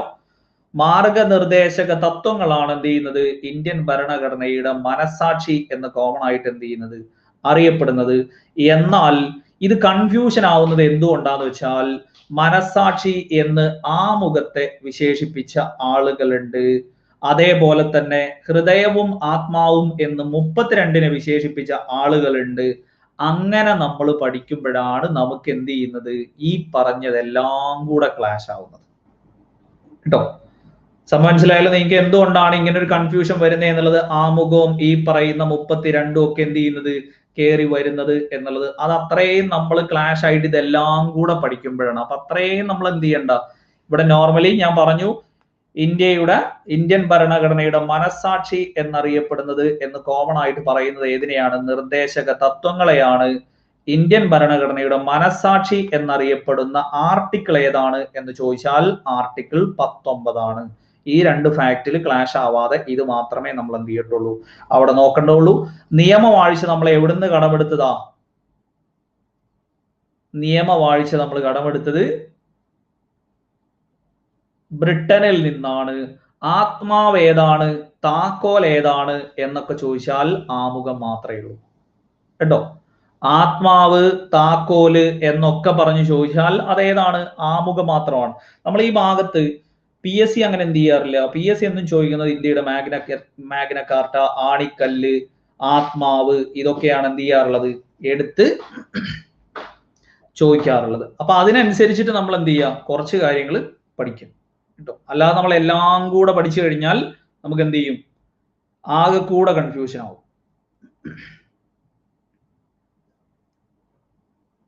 ഓക്കെ, ആമുഖം പറഞ്ഞു, ആത്മാവ് എന്നുള്ളത് എന്ത് ചെയ്യണം, അവിടെ ഓർത്തിരിക്കണം. മൗലിക ചുമതലകളെ പിന്നെ എന്ത് ചെയ്യാറില്ല, നമ്മൾ അങ്ങനെയൊന്നും എടുത്ത് ചോദിക്കാറില്ല. ആത്മാവ് എന്ന് വിശേഷിപ്പിക്കുന്നതാണ് എന്ത്, കോമൺ ആയിട്ട് മനസാക്ഷി എന്ന് പറയുന്ന നിർദ്ദേശക തത്വങ്ങളാണ്. ഇത് രണ്ടും ക്ലാഷ് വന്നിട്ടുണ്ടായിരുന്നു. പിന്നെ എന്ത് ചെയ്യാറില്ല, അത്രത്തോളം എടുത്ത് ഇത് ചോദിക്കാറില്ല കേട്ടോ. പിന്നെ ഓരോരുത്തർ വിശേഷിപ്പിച്ചതാണെന്ത്,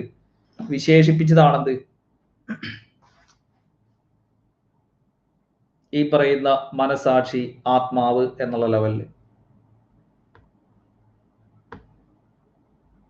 നെക്സ്റ്റ്, ഇതും ഇതിൽ തന്നെ വരുന്ന സമ്മതിദാനാവകാശം, വോട്ടവകാശം എന്ന് പറയുന്നത് എന്തവകാശ, നിയമാവകാശമാണ് കേട്ടോ. ലീഗൽ റൈറ്റ് ആണ്. വോട്ടവകാശം ലീഗൽ റൈറ്റ് ആണ്. ഏത് പ്രകാരം,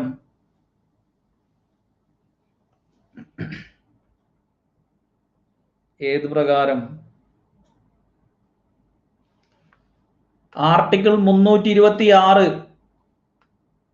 ഇത് പലർക്കും ഇപ്പോഴും എന്താ പറയുന്നത്, ഈ 326 വോട്ടവകാശം എന്നുള്ളത് പ്രായപൂർത്തി വോട്ടവകാശം എന്നല്ലേ പറഞ്ഞിരിക്കുന്നത്. അതെന്താ ഇത് പറയുമ്പോ അതിലേക്ക് കണക്ഷൻ ആവാത്തത്? സംഭവം സിമ്പിൾ അല്ല. നിങ്ങളോട് ചോദിക്കുകയാണ് പ്രായപൂർത്തി വോട്ടവകാശം എന്ന് ചോദിച്ചു കഴിഞ്ഞാൽ ആർട്ടിക്കിൾ 326 എന്ന് നിങ്ങൾ പറയും. പക്ഷേ നിയമപരമായ അവകാശം എന്ന് ചോദിക്കുമ്പോൾ എന്തുകൊണ്ടാണ് 326 കണക്ഷൻ ആവാത്തെ? 326 നമുക്ക് ഭരണഘടന പ്രകാരമല്ലേ നമ്മൾ ഈ പറയുന്ന നിയമങ്ങളെല്ലാം നമ്മൾ എന്ത് ചെയ്യുന്നത്, വാങ്ങിച്ചെടുക്കുന്നത് അല്ലെ? എന്റെ ഭരണഘടനയിൽ പറഞ്ഞിട്ടുണ്ടല്ലോ എന്ന് പറഞ്ഞിട്ടാണല്ലോ നമ്മൾ പോയിട്ട് വാങ്ങിച്ചെടുക്കുന്നത്. അതാണെന്ത്, നിയമപരമായ അവകാശം ആർട്ടിക്കിൾ 326 പ്രകാരം കേട്ടോ. ഞാൻ അന്ന് DNA ആണ് പറഞ്ഞ, ഇതിലെവിടെയാണ് നിയമപരമായ അവകാശം? ഞാൻ അന്നും DNA ആണ് പറഞ്ഞത്, ഇന്നും DNA ആണ് പറഞ്ഞത്. ഇതൊന്നും അല്ല എന്നുള്ളതിന്റെ നേരെയാണ് ഞാൻ ലീഗൽ റൈറ്റ് എന്ന് എഴുതിയതും അല്ലെ. ഇന്ന് ഞാൻ മാറ്റി പറഞ്ഞിട്ടൊന്നുമില്ല. പക്ഷെ ഈ ചോദിച്ച ആള് ചിന്തിക്കുന്നത് ഇതല്ലേ അപ്പൊ ഉത്തരം എന്നുള്ളതാ. അത് ഞാൻ പറഞ്ഞിട്ടില്ല, അത് നിങ്ങൾ ചിന്തിച്ചതാ. നിയമം മൂലം നിർബന്ധിതമായ കടമയല്ലത് കേട്ടോ. നിർബന്ധിതമായ കടമയല്ലത്. സംഭവം ഇവിടെ ഇതൊന്നുമല്ല എന്നുള്ളതാണ് ആൻസർ. ലീഗൽ റൈറ്റ് ആണ് എന്നുള്ളത് എന്ത് ചെയ്യണം, അവിടെ ഓർത്തിരിക്കണം. ഇതൊരിക്കലും അല്ല, നിർബന്ധിതമായ കടമയൊന്നുമല്ല. വീട്ടിൽ എത്ര ആളുകൾ വോട്ട് ചെയ്യാതെ പോവാറുണ്ട്? നിങ്ങൾ എവിടെയെങ്കിലും ആരെങ്കിലും വോട്ട് ചെയ്തിട്ടില്ല എന്ന് പറഞ്ഞിട്ട് പോലീസ് പിടിച്ചുകൊണ്ട് പോവോ? പോലീസ് ഒരിക്കലും എന്ത് ചെയ്യൂല, നമ്മൾ പിടിച്ചുകൊണ്ട് പോകുന്നില്ല കേട്ടോ. അപ്പൊ ഒരിക്കലും ഏത് ആൻസർ വരില്ല, നിയമം മൂലം നിർബന്ധിതമായ കടമ എന്നുള്ള ഒരു ആൻസർ ഒരിക്കലും വരില്ല. പിന്നെ നിങ്ങൾ എന്ന ഇലക്ഷൻ കഴിഞ്ഞാലും 78% പോളിംഗ്, 80% പോളിംഗ് എന്നൊക്കെ അല്ലേ കാണാറുള്ളത്. ബാക്കി കേരളത്തിൽ 20% ആളുകളെ ജയിലിൽ കുത്തി നടക്കാറുണ്ടോ? പൊളിറ്റിക്കൽ റൈറ്റ് എന്ന് പറയുന്നത് പൊളിറ്റിക്കൽ സൈഡിൽ, നമ്മൾ പൊളിറ്റിക്കൽ സയൻസിലല്ല നമ്മൾ ഇതൊക്കെ പഠിക്കുന്നത്. രാഷ്ട്രീയ പാർട്ടി ഉണ്ടാക്കാനുള്ള അവകാശം, രാഷ്ട്രീയം എന്നൊക്കെ പറഞ്ഞ് ഇതിനെ മൊത്തത്തിൽ ടോട്ടലി പറയുന്നതാണ് എന്ത് പൊളിറ്റിക്കൽ റൈറ്റ് എന്ന് പറയുന്നത്. നമ്മൾ രാഷ്ട്രീയപരമായിട്ടുള്ള കാര്യങ്ങൾ നമ്മൾ എന്ത് ചെയ്യും, ഇതൊക്കെ പൊളിറ്റിക്കൽ റൈറ്റ് ആണ് എന്ന് കോമൺ ആയിട്ട് പറയും. ഭരണഘടനാ പ്രകാരം 326 ആണ് എന്നുള്ളത് എനിക്കും അറിയാം, നിങ്ങൾക്കും ഒരുപോലെ അറിയാം അല്ലെ. 326 എന്നുള്ളത് ആ ആർട്ടിക്കിൾ പ്രകാരമാണ് പ്രായപൂർത്തി, വോട്ടവകാശം എന്നുള്ളത് ലീഗൽ റൈറ്റ് ആണ് എന്നുള്ള ലെവലിലാണ് എന്ത് ചെയ്യേണ്ടത്, അവിടെ ഓർത്തിരിക്കേണ്ടത് കേട്ടോ. എന്തായാലും ആൻസർ അവിടെ ഏതാ, ഇതൊന്നുമല്ല എന്നുള്ളതാണ് അവിടെ ആൻസർ.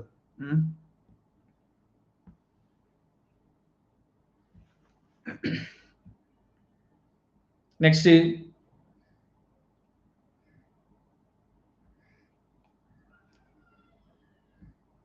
ഈ കൂട്ടത്തിൽ നമുക്ക് നിർദ്ദേശക തത്വങ്ങൾ, മൗലിക അവകാശങ്ങൾ, മൗലിക ചുമതലകൾ, ഇതിൽ കോടതിയിൽ സ്ഥാപിച്ചെടുക്കാവുന്നത് ഏതാ, കോടതിയിൽ സ്ഥാപിച്ചെടുക്കാവുന്ന ഏതാ,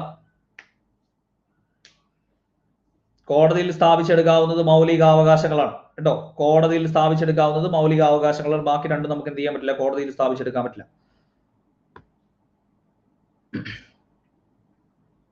ഇനിയോ, മതം, വർഗം, ജാതി, ലിംഗം, സ്ഥലം എന്നിവയുടെ അടിസ്ഥാനത്തിൽ വിവേചനം തടയുന്നത് ആർട്ടിക്കിൾ 15. ആർട്ടിക്കിൾ 9 എന്താ, ഇരട്ട പൗരത്വം തടയുന്നത് കേട്ടോ. ഇരട്ട പൗരത്വം തടയുന്നതാണ് ഇത്. പ്രൊഹിബിഷൻ ഓഫ് ഡുവൽ സിറ്റിസൺഷിപ്പ് എന്നുള്ളതാണ് എന്ത്, ആർട്ടിക്കിൾ 9. ആർട്ടിക്കിൾ 13 എന്താ, ജുഡീഷ്യൽ റിവ്യൂവിന്റെ സ്കോപ്പ് ഉള്ളതാണ് എന്ത്, ആർട്ടിക്കിൾ 13. ആർട്ടിക്കിൾ 19 6 സ്വാതന്ത്ര്യങ്ങൾ, ആർട്ടിക്കിൾ 19 ജുഡീഷ്യൽ റിവ്യൂവിന്റെ സ്കോപ്പ്, ആർട്ടിക്കിൾ 13. ആർട്ടിക്കിൾ 9 ഇരട്ട പൗരത്വം നിരോധിക്കുന്നത്. ഇത് പിന്നെ ഇതിന്റെ ആൻസർ ആണ്. ആൾറെഡി എന്ത് ചെയ്ത, ആൾറെഡി നമ്മൾ പറഞ്ഞ കേട്ടോ.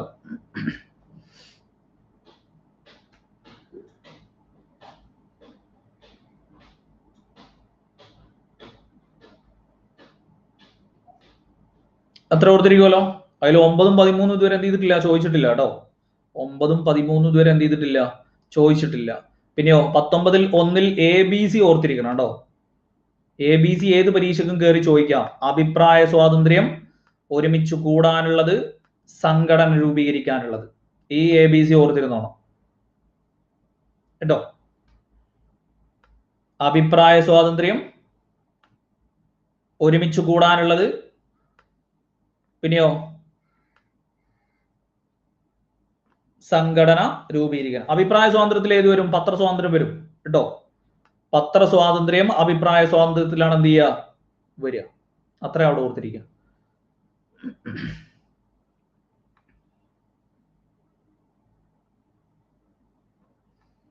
നെക്സ്റ്റ്, പൗരന്മാരുടെ മൗലികാവകാശങ്ങളുടെ മേൽ ആവശ്യമായ നിയന്ത്രണങ്ങൾ ഏർപ്പെടുത്താനുള്ള അധികാരം ആർക്കാണ്, പാർലമെന്റ്. ഇത് തൊട്ട് മുമ്പത്തെ ക്വസ്റ്റ്യൻ പേപ്പറിൽ ഭരണഘടനാ ഭേദഗതി വരുത്തുവാനുള്ള അധികാരം കൊടുക്കുന്ന അമെൻമെന്റ് എന്ന് പറഞ്ഞിട്ട് എന്ത് ചെയ്തു, 24ാമത്തെ അമെൻമെന്റ് എന്ന് പറഞ്ഞിട്ട് അവിടെ ചോദിച്ചു. അവിടെ നമ്മൾ പറഞ്ഞു 42-ലാണെങ്കിൽ പരമാധികാരം, ഭരണഘടനയിൽ ഭേദഗതി വരുത്തുവാനുള്ള പരമാധികാരം ആർക്കാണ്, 42ാം ഭേദഗതി പ്രകാരം പരമാധികാരം കൊടുത്തു. ഇനിയോ, ഒരു ഭരണഘടനാ ഭേദഗതി ബില്ല് പ്രസിഡന്റിന്റെ അടുക്കൽ അയക്കുകയാണെങ്കിൽ അയാൾ എന്ത് ചെയ്തിരിക്കണം, നിർബന്ധമായിട്ടും ഒപ്പിട്ടിരിക്കണം കേട്ടോ. ഒരു പ്രസിഡന്റിന്റെ അടുത്ത് ഒരു ഭരണഘടനാ ഭേദഗതി ബില്ലാണ് വരുന്നതെങ്കിൽ അതിൽ എന്ത് പ്രയോഗിക്കാൻ പാടില്ല, വീറ്റോ പവർ പ്രയോഗിക്കാൻ പാടില്ല.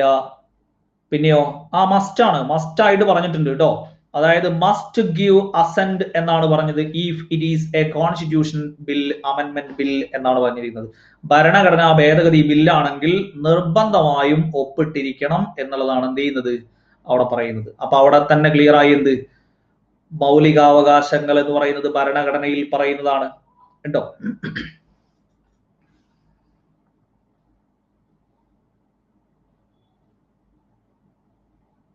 രാഷ്ട്രപതിയാണ് അടിയന്തരാവസ്ഥ പ്രഖ്യാപിക്കുന്നതെങ്കിലും ആരുടെ റെക്കമെൻഡേഷൻ, അവിടെ പവറും കാര്യങ്ങളൊക്കെ തീരുമാനിക്കുന്നത് ആരാണ്? പാർലമെന്റ് ആണ്. പ്രധാനമന്ത്രിയുടെ റെക്കമെൻഡേഷനോട് കൂടെയാണ് എന്ത് ചെയ്യുന്നത്, അവിടെ പ്രഖ്യാപിക്കുന്നത് കേട്ടോ. ഇനിയോ, ഇന്ത്യയുമായി വാണിജ്യബന്ധം സ്ഥാപിച്ച ആദ്യത്തെ യൂറോപ്യൻ ശക്തി, ഇന്ത്യയുമായി വാണിജ്യബന്ധം സ്ഥാപിച്ച ആദ്യത്തെ യൂറോപ്യൻ ശക്തി പോർച്ചുഗീസുകാർ. അവിടെ എഴുതി വെച്ചോ, Portuguese East India Company 1628, English East India Company 1600, French East India Company 1664, Dutch East India Company 1602. 4 എഴുതി വെച്ചോ. ബ്രിട്ടീഷുകാരാണെങ്കിൽ English East India Company 1600, French East India Company 1664, Dutch East India Company 1602, Portuguese East India Company 1628. അതിൽ ചോദിക്കാൻ തീരെ സാധ്യതയില്ലാത്തതാണ് ഇത്. Portuguese East India company എന്ത് ചെയ്യാറില്ല, ചോദിക്കാറില്ല കേട്ടോ. 1628 എന്നുള്ളത് എന്ത് ചെയ്യാറില്ല, ചോദിക്കാറില്ല. ഈസ്റ്റ് ഇന്ത്യ കമ്പനിയിൽ നിന്നും ഇന്ത്യയുടെ ഭരണം ബ്രിട്ടൻ ഏറ്റെടുത്തത്, ഞാൻ അവിടെ പറഞ്ഞില്ല, ഇതൊക്കെ കോമൺ ആയിട്ട് നിങ്ങൾ British east India Company 1600, French East India Company 1664, Dutch 1602, Portuguese 1628. ഒന്ന് സ്പീഡ് ആവണം കേട്ടോ. പിന്നെ ഇതൊക്കെ ആൾറെഡി എന്ത് ചെയ്താ, ഇതൊക്കെ ആൾറെഡി നമ്മൾ ചെറിയ ഫാക്ടുകളിലൊക്കെ ആൾറെഡി പഠിക്കുന്നതാണ്.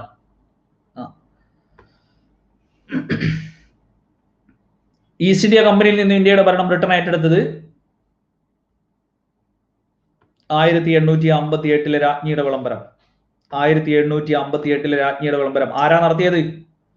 Elizabeth, Diana, Mary, Victoria.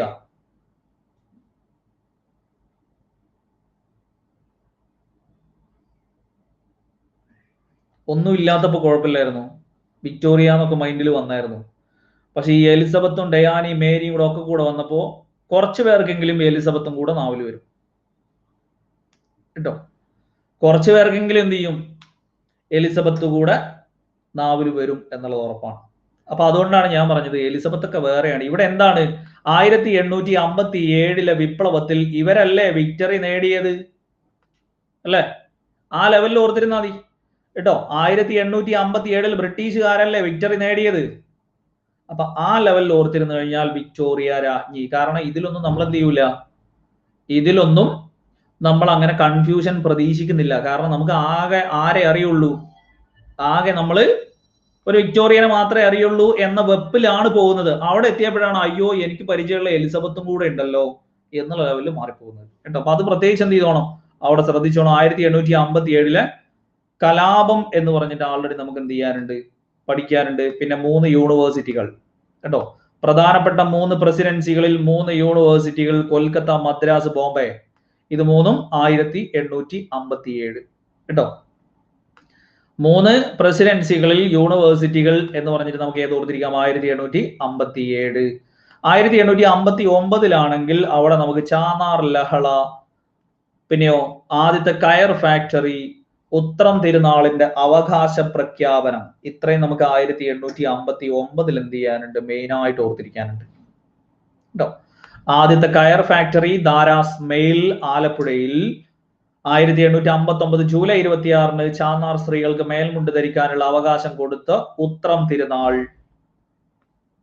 ഇത്രയൊക്കെ നമുക്ക് മെയിൻ ആയിട്ട് എന്ത് ചെയ്യാനുണ്ട് അവിടെ 1859 ബന്ധപ്പെട്ട് എന്ത് ചെയ്യാനുണ്ട് അവിടെ ഓർത്തിരിക്കാണ്. ജൂലൈ 26 കേട്ടോ, ജൂലൈ 26 ഡേറ്റ് ഓർത്തിരിക്കാനുണ്ട്. നീലം കർഷക കലാപം ബംഗാളിലൊക്കെ തന്നെ ഈ ഒരു കാലഘട്ടത്തിൽ തന്നെയാണ് നീലം കർഷക കലാപം. ഇനിയോ 1860 നമുക്ക് IPCക്ക് രൂപം നൽകിയത്. IPCക്ക് രൂപം നൽകിയത് 1860 അത് നിലവിൽ വരുന്നതാണ് ഇപ്പോൾ 61, 62 കാലഘട്ടത്തിൽ കേട്ടോ. മെക്കാളെ IPCയുടെ പിതാവ് എന്ന് പറഞ്ഞിട്ട് നമുക്ക് ഓർത്തിരിക്കാനുള്ളതാണ് ഇത്. ബജറ്റ് സമ്പ്രദായത്തിന് രൂപം കൊടുക്കുന്നതും എപ്പോഴും തന്നെയാണ്, ഈ ഒരു കാലഘട്ടത്തിൽ തന്നെയാണ് കേട്ടോ. ബജറ്റ് സമ്പ്രദായത്തിന് രൂപം കൊടുക്കുന്നതും ഇതേ കാലഘട്ടത്തിൽ തന്നെയാണ്. കാനിങ്ങിന്റെ കാലത്താണ് ബജറ്റ് സമ്പ്രദായം. ഇനിയോ ബംഗാളിൽ ദിഭരണം നിർത്തലാക്കിയ ഗവർണർ ജനറൽ, ബംഗാളിൽ ദിഭരണം നിർത്തലാക്കിയ ഗവർണർ ജനറൽ വാറൻ ഹേസ്റ്റിംഗ്. കൊണ്ടുവന്നതാരാ ബംഗാളിൽ ദിഭരണം? ബംഗാളിൽ ദിഭരണം കൊണ്ടുവന്നതാരാ? റോബർട്ട് ക്ലൈവ് കേട്ടോ. റോബർട്ട് ക്ലൈവ് ആണ് ബംഗാളിൽ ഭരണം കൊണ്ടുവന്നത്, ഇല്ലാതാക്കിയതാണ് ആര്? Warren Hasting. വില്യം ബെന്റിക് എന്താ ഓർത്തിരിക്കാനുള്ളത്? സാദി നിർത്തലാക്കിയത് അല്ലെ? സാദി നിർത്തലാക്കിയത് 1829 ഡിസംബർ 4. 1829 ഡിസംബർ 4-ാം തീയതി 4 ആളുടെ മുന്നിൽ ഡീസന്റ് ആവാൻ വേണ്ടിയിട്ട് സതി നിർത്തലാക്കി എന്നുള്ള ലെവലിൽ എന്ത് ചെയ്താൽ മതി? അവിടെ ഓർത്തിരുന്നാൽ മതി. പിന്നെയോ ഡൽഹൌസി ആണെങ്കിലോ ഇംഗ്ലീഷ് വിദ്യാഭ്യാസം നടപ്പിലാക്കിയതും ആരെന്നെയാണ്? ഇംഗ്ലീഷ് വിദ്യാഭ്യാസം നടപ്പിലാക്കിയതും ആരെന്നെയാണ്? വില്യം ബെന്റിക് തന്നെയാണ്. ഡൽഹൌസി ദത്താവകാശ നിരോധന നയം. ദത്താവകാശ നിരോധന നയം. പിന്നെയോ ആധുനിക ഇന്ത്യയുടെ പിതാവ് എന്നറിയപ്പെടുന്ന ബ്രിട്ടീഷ് ഗവർണർ ജനറൽ. ആധുനിക ഇന്ത്യയുടെ പിതാവ് എന്നറിയപ്പെടുന്ന ബ്രിട്ടീഷ് ഗവർണർ ജനറൽ ഇന്ത്യയിൽ ടെലഗ്രാഫ് സംവിധാനം, ഇന്ത്യയിൽ റെയിൽവേ സംവിധാനം, ഇന്ത്യയിൽ പോസ്റ്റൽ സംവിധാനം, വുഡ്സ് ഡെസ്പാച്ച്, ഇത്രയും കാര്യങ്ങൾ ആരാണ്? ഡൽഹൌസി പ്രഭുവാണ്. Telegraph, railway, postal, Wood's despatch, ഇത്രയും ആരുടെ കാലത്താണ്? ഡൽഹൌസിയുടെ കാലത്താണ് എന്നുള്ളത് മെയിൻ ആയിട്ട് ഓർത്തിരിക്കാം. ഇനിയോ വെല്ലസ്ലി, റിച്ചാർഡ് വെല്ലസ്ലി എന്ന് പറയുന്നത് ബ്രിട്ടീഷ് ഇന്ത്യയിലെ അക്ബർ എന്നറിയപ്പെടുന്നു സൈനിക സഹായ വ്യവസ്ഥ. ബ്രിട്ടീഷ് ഇന്ത്യയിലെ അക്ബർ എന്നറിയപ്പെടുന്നു സൈനിക സഹായ വ്യവസ്ഥ എന്നുള്ളത് എന്ത് ചെയ്യാം? അവിടെ ഓർത്തിരിക്കാം കേട്ടോ. ഇനി അടുത്ത 2 ക്വസ്റ്റ്യനും സെയിം ആ, ഓപ്ഷൻ പോലും വ്യത്യാസമില്ല. ഒന്ന് ആലോചിച്ച് നോക്ക്. രാജാറാം മോഹൻ റോയ്, അംബേദ്കർ, രവീന്ദ്രനാഥ് ടാഗോർ, സുഭാഷ് ചന്ദ്രബോസ്. 2 ചോദ്യം ഇട്ടിട്ട് ഒരു ഓപ്ഷനെങ്കിലും, അറ്റ്ലീസ്റ്റ് ഓപ്ഷനെങ്കിലും മാറ്റിയിട്ട് ഇവിടെ ഗാന്ധിജി, നെഹ്റു എന്നൊക്കെ എന്ത് ചെയ്യായിരുന്നു? കൊടുക്കായിരുന്നു. അതുപോലും ചെയ്തില്ല.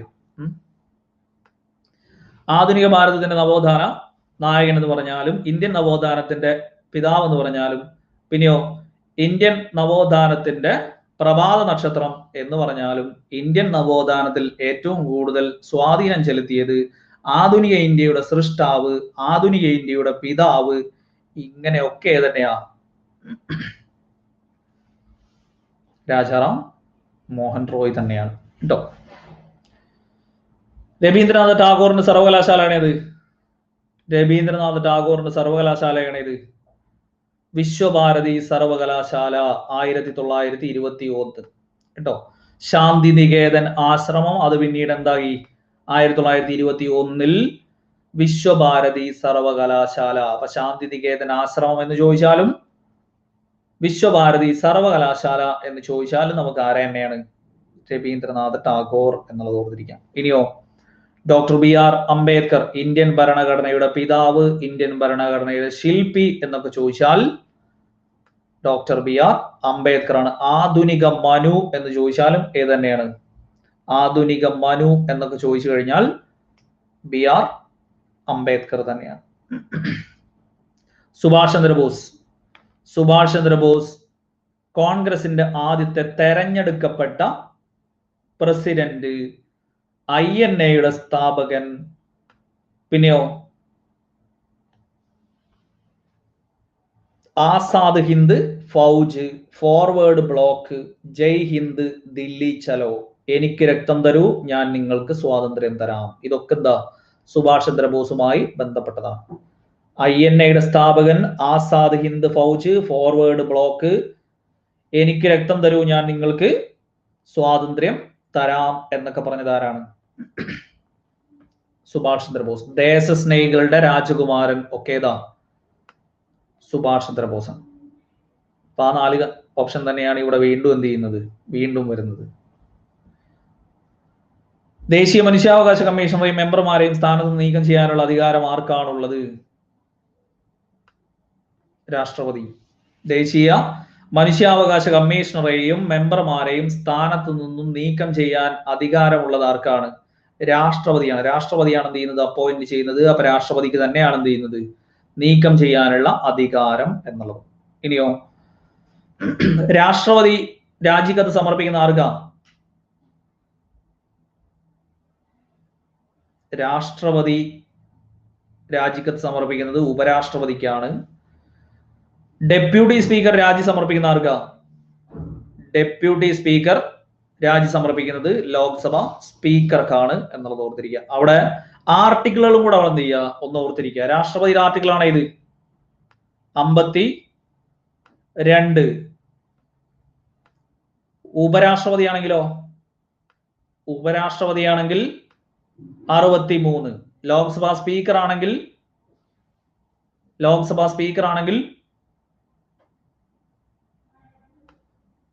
93. പ്രധാനമന്ത്രിയാണെങ്കിൽ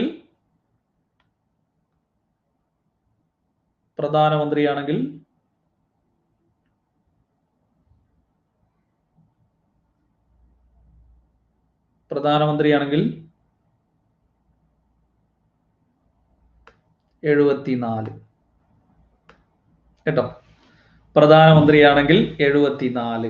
പ്രധാനമന്ത്രിയെ പ്രസിഡന്റ് അപ്പോയിന്റ് ചെയ്യുന്നു എന്ന് പറയുകയാണെങ്കിൽ അവിടെ 75-1. ഞാൻ ചിരിക്കുന്നത് എന്തുകൊണ്ടാണെന്ന് വെച്ച് കഴിഞ്ഞാൽ മിക്കവാറും ആളുകൾ 75 കറുപ്പിക്കും എന്നുള്ളത് അറിഞ്ഞുകൊണ്ട് തന്നെയാണ് ഞാൻ എന്ത് ചെയ്തത് അത് ചോദിച്ചത്. അത് അതുപോലെ തന്നെ 75 ഇങ്ങനെ വരിവരിക്ക് ഇങ്ങനെ വന്നുകൊണ്ടിരിക്കുന്നു. അപ്പൊ പിന്നെ പരീക്ഷയ്ക്ക് ചോദിച്ചാലും കൂടെയുള്ള അവസ്ഥ ആലോചിച്ച് നോക്ക്. കൗൺസിൽ ഓഫ് മിനിസ്റ്റേഴ്സ് എന്ന് പറയുമ്പോൾ തന്നെ പ്രധാനമന്ത്രി തലവനായിട്ടുള്ള ഒരു കൗൺസിൽ ഓഫ് മിനിസ്റ്റേഴ്സ് അല്ലേ? ആ പ്രധാനമന്ത്രിയെയും മന്ത്രിമാരെയും ആര് അപ്പോയിന്റ് ചെയ്യുന്നു എന്ന് പറയുമ്പോഴേ 75-ലേക്ക് മാറുള്ളൂ. സംഭവം മനസ്സിലായല്ലോ? നിങ്ങളുടെ അടുത്ത് ഡയറക്റ്റ് ചോദിക്കുകയാണെങ്കിൽ നിങ്ങൾ പറയുന്നത് നിങ്ങൾ കൗൺസിൽ ഓഫ് മിനിസ്റ്റേഴ്സ് 74-ഉം പ്രധാനമന്ത്രി 75-ഉം അങ്ങനെയാണ് നിങ്ങൾ എന്ത് ചെയ്യുന്നത്, നിങ്ങൾ മനസ്സിലാക്കി വെക്കുന്നത്. അതുകൊണ്ടാണ് ഞാൻ എന്ത് ചെയ്ത്. സംഭവം മനസ്സിലായോ? ഇവിടെ നമ്മൾ നോർമലി വിചാരിക്കുന്നത് 74 കൗൺസിൽ ഓഫ് മിനിസ്റ്റേഴ്സും 75 പ്രധാനമന്ത്രി എന്നാണ് നമ്മൾ വിചാരിക്കുന്നത്. ഈ മന്ത്രിസഭ എന്ന് പറയുമ്പോൾ തന്നെ അവിടെ ഏത് വന്നു? പ്രധാനമന്ത്രി വന്നു. മന്ത്രിസഭ എന്ന് പറയുന്നത് പ്രധാനമന്ത്രി തലവനായിട്ടുള്ള ഒരു മന്ത്രിസഭ ഉണ്ടായിരിക്കണം എന്നാണ് പറയുന്നത്. സംഭവം മനസ്സിലായോ നിങ്ങൾക്ക്? പ്രധാനമന്ത്രി തലവനായിട്ടുള്ള ഒരു മന്ത്രിസഭ ഉണ്ടായിരിക്കണം. അപ്പൊ പിന്നെ പ്രധാനമന്ത്രിയെ കുറിച്ചിട്ട് എവിടെ പറഞ്ഞു? ഇവിടെ പറഞ്ഞു. ഇവിടെ എന്താ പറയുന്നത്? പ്രസിഡന്റ് അപ്പോയിന്റ് ചെയ്യുന്നു ആരെ? പ്രധാനമന്ത്രിയെയും മന്ത്രിമാരെയും എന്നുള്ളതാണ് ഇവിടെ പറയുന്നത്. അതന്നെയാണ് മുമ്പ് ഒരു തവണ പരീക്ഷയ്ക്ക് ചോദിച്ചതും പ്രീവിയസ് ചോദിച്ചതും അത് തന്നെയാണ് കേട്ടോ. പ്രീവിയസ് ചോദിച്ചതും അത് തന്നെയാണ്. 75-ൽ 1 എന്ന് പറഞ്ഞിട്ടാണ് എന്ത് ചെയ്യുന്നത്? പ്രധാനമന്ത്രിയെ പ്രസിഡന്റ് അപ്പോയിന്റ് ചെയ്യുന്നു എന്ന് പറയുന്ന ആർട്ടിക്കിൾ ഏതാണ് എന്നാണ് പ്രീവിയസ് ക്വസ്റ്റ്യൻ പേപ്പറിൽ ചോദിച്ചത്. അത് 75-1 എന്ന് പറഞ്ഞിട്ട് എന്ത് ചെയ്തു? അത് സെപ്പറേറ്റ് അവിടെ പറഞ്ഞു. അപ്പൊ കൗൺസിൽ ഓഫ് മിനിസ്റ്റേഴ്സിൽ ഉള്ളിൽ വരുന്നതാണ് ഇത് പ്രധാനമന്ത്രി എന്ന് പറയുന്നത് കേട്ടോ. അപ്പൊ 74-ആണത്. 75-ലാണ് എന്ത് ചെയ്യുന്നത്? പ്രധാനമന്ത്രിയെ പ്രസിഡന്റ് അപ്പോയിന്റ് ചെയ്യുന്നു എന്ന് പറയുന്നത്. ദേശീയ മനുഷ്യാവകാശ കമ്മീഷന്റെ ആസ്ഥാനം NHRC റിപ്പോർട്ട് സമർപ്പിക്കുന്നത് പുതിയ ആക്ടിൽ ആർക്കാണ്? പാർലമെന്റിനാണ് കേട്ടോ. പുതിയ അമെന്റ്മെന്റിൽ പുതിയ PDF-ൽ കിടക്കുന്നത് ആർക്കാണ്? കേന്ദ്ര സർക്കാർ. പാർലമെന്റ് അല്ല, കേന്ദ്ര സർക്കാരിനാണ് റിപ്പോർട്ട് സമർപ്പിക്കുന്നത് എന്നുള്ളത്. അത് പക്ഷേ എങ്ങനെയാണ് അങ്ങനെ ഒരു PDF വന്നേ എന്നുള്ളത് അമെന്റ്മെന്റ്സ് മാത്രമുള്ളതിൽ എന്ത് ചെയ്യുന്നില്ല, അത് കാണുന്നില്ല. ഇപ്പോഴും അതൊരു ക്ലാഷ് ആയിട്ട് ഇങ്ങനെ കിടക്കുക കേട്ടോ. അപ്പൊ അതുകൊണ്ട് നാളെ പരീക്ഷയ്ക്ക് എങ്ങാനും ചോദ്യം വരികയാണ്, ദേശീയ മനുഷ്യാവകാശ കമ്മീഷൻ റിപ്പോർട്ട് സമർപ്പിക്കുന്നത് ആർക്കാണ് എന്ന് ചോദിച്ചാൽ നാളെ നിങ്ങൾ എഴുതിക്കോ കേന്ദ്ര സർക്കാർ എന്നുള്ളത് കേട്ടോ. കേന്ദ്ര സർക്കാർ എന്നുള്ളത് നാളെ പരീക്ഷയ്ക്ക് ചോദിച്ചാൽ നിങ്ങൾ ഉത്തരം എഴുതിക്കോ കേന്ദ്ര സർക്കാർ എന്നുള്ളത്. ഓക്കെ, മുമ്പൊക്കെ പഠിച്ചതും നോട്ടിലും കാര്യങ്ങളും ഒക്കെ തന്നെയാണ്. പ്രസിഡന്റിന് സമർപ്പിക്കുന്നു എന്നുള്ളതായിരുന്നു എന്ത് ചെയ്തിട്ടുണ്ടായിരുന്നത്, കണ്ടത്. പക്ഷെ അത് ഏതിലാണ് മാറിയത്, എങ്ങനെയാണ് മാറിയത് എന്നുള്ളത് എന്ത് ചെയ്യുന്നില്ല, കാണുന്നില്ല. ഓക്കെ, ദേശീയ മനുഷ്യാവകാശ കമ്മീഷന്റെ ആസ്ഥാനം, ദേശീയ മനുഷ്യാവകാശ കമ്മീഷന്റെ ആസ്ഥാനം ന്യൂഡൽഹി. പഴയതാണെങ്കിൽ ഏതാ? പട്ടേൽ ഭവൻ കേട്ടോ. പഴയ ആസ്ഥാനമാണെങ്കിൽ പട്ടേൽ ഭവൻ ആണ്. ഇപ്പോഴാണെങ്കിലോ മാനവ് അധികാർ ഭവൻ. കൊൽക്കത്തയിലേതാ? കൊൽക്കത്തയിൽ ഏതിന്റെ ആസ്ഥാനം?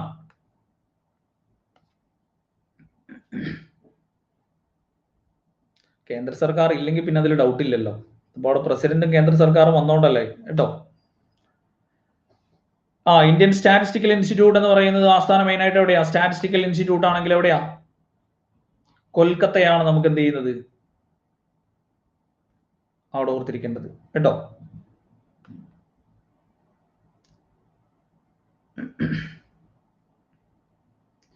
ഇനിയോ പട്ടേൽ ഭവൻ ആദ്യത്തേത് തന്നെയല്ലേ? അങ്ങനെ തന്നെയല്ലേ ചോദിച്ചത്, ഏതിന്റെ ആദ്യത്തേതായിരുന്നു എന്നുള്ളത്. കഴിഞ്ഞ ക്വസ്റ്റ്യൻ പേപ്പർ വരെ വായിച്ചു നോക്കിയിട്ടില്ല എന്നുള്ളതാണ് അതിന്റെ അർത്ഥം. കഴിഞ്ഞ ക്വസ്റ്റ്യൻ പേപ്പർ പോലും വായിക്കാത്തവരാണ് നാളെ പരീക്ഷയ്ക്ക് പോകുന്നതാണ് ആ ചോദ്യത്തിന്റെ അർത്ഥം. ഒന്ന് ആലോചിച്ച് നോക്ക്.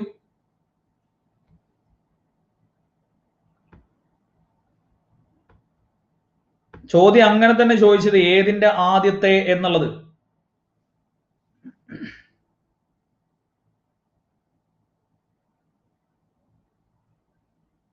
ഓക്കെ,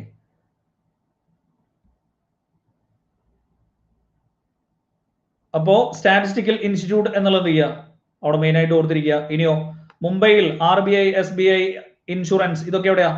RBI SBI ഇൻഷുറൻസ് എന്നൊക്കെ ചോദിച്ചു കഴിഞ്ഞാൽ നമുക്ക് ഏതാണ്?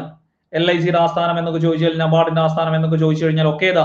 നബാർഡ്, LIC, RBI SBI ഒക്കെ മുംബൈ ആണ്. National remote sensing centre, national remote sensing centre എന്ന് ചോദിച്ചു കഴിഞ്ഞാൽ ഹൈദരാബാദ് ആണ് എന്നുള്ളത് മെയിൻ ആയിട്ട് എന്ത് ചെയ്യുക, അവിടെ ഓർത്തിരിക്കുക. ഇനിയോ ദേശീയ മനുഷ്യാവകാശ കമ്മീഷൻ സ്ഥാപിതമായത്, ദേശീയ മനുഷ്യാവകാശ കമ്മീഷൻ സ്ഥാപിതമായത് 1993 ഒക്ടോബർ 12. ദേശീയ മനുഷ്യാവകാശ കമ്മീഷൻ സ്ഥാപിതമായത് എന്നൊക്കെ ചോദിച്ചാൽ ഇന്ത്യയിൽ മനുഷ്യാവകാശ നിയമം നിലവിൽ വരുന്നതൊക്കെ ഈ കമ്മീഷൻ സ്ഥാപിതമാവുന്നതോടുകൂടിയാണ്. 1993 ഒക്ടോബർ 12 എന്നുള്ള ഡേറ്റിലാണ് ആ മനുഷ്യാവകാശ നിയമം പാസ്സാക്കിയത്. സെപ്റ്റംബർ 28 ഓർഡിനൻസിലൂടെയാണ് എന്ന് നമ്മളവിടെ പറഞ്ഞിട്ടുണ്ടായിരുന്നു അല്ലെ. Act September 28 ഓർഡിനൻസിലൂടെയാണ് പാസ്സാക്കിയത്. അത് നിലവിൽ വരുന്നത് ഈ 93 ഒക്ടോബർ 12 കമ്മീഷനും നിയമവും നിലവിൽ വരുന്നു എന്നുള്ളതാണ് അവിടെ എന്ത് ചെയ്യേണ്ടത്, അവിടെ ഓർത്തിരിക്കുന്നത്. 1992 ജനുവരി 31, 1992 ജനുവരി 31 എന്താ? ഇന്ത്യയിൽ വനിതാ കമ്മീഷൻ നിലവിൽ വന്നത്. ഇന്ത്യയിൽ വനിതാ കമ്മീഷൻ നിലവിൽ വന്നതാണ് ഏത്? രൂപീകരിച്ച ഡേറ്റ് എന്നൊക്കെ പറഞ്ഞ് ചോദിച്ചാലാണ് ഏത്? 1992 ജനുവരി 31. 1998 December 11, 1998 December 11 state human rights commission Kerala, Kerala സംസ്ഥാന മനുഷ്യാവകാശ കമ്മീഷൻ, കേരള സംസ്ഥാന മനുഷ്യാവകാശ കമ്മീഷൻ. ഇതെന്താ? 1995 സെപ്റ്റംബർ 15 എന്ന് പറയുന്നത് കേരള വനിതാ കമ്മീഷൻ ആക്ടിന് പ്രസിഡന്റിന്റെ അസന്റ് ലഭിച്ച ഡേറ്റ് ആണ്. ഇന്നേ വരെ ചോദിച്ചിട്ടില്ല കേട്ടോ.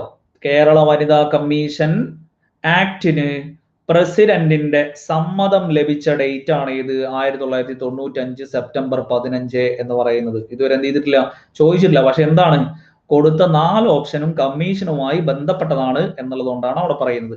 അപ്പൊ ഇവിടെ ഒന്നുകൂടെ എഴുതി വെച്ചോ, കേരള സംസ്ഥാന വനിതാ കമ്മീഷൻ രൂപീകരിച്ചത്,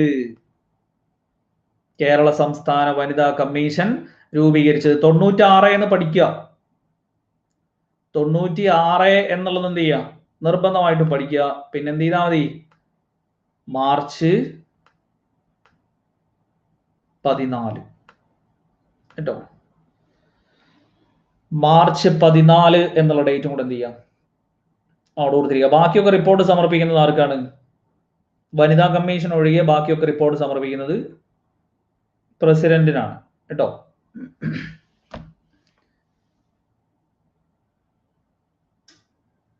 ഇന്ത്യയിൽ ആദ്യത്തെ ദേശീയ മനുഷ്യാവകാശ കമ്മീഷൻ ചെയർമാൻ, ഇതുകൂടെ കഴിഞ്ഞിട്ട് നിർത്താം. ഇന്ത്യയിൽ ആദ്യത്തെ ദേശീയ മനുഷ്യാവകാശ കമ്മീഷൻ ചെയർമാൻ രംഗനാഥ് മിശ്ര. ഇപ്പാരാ? ഇപ്പാരാ?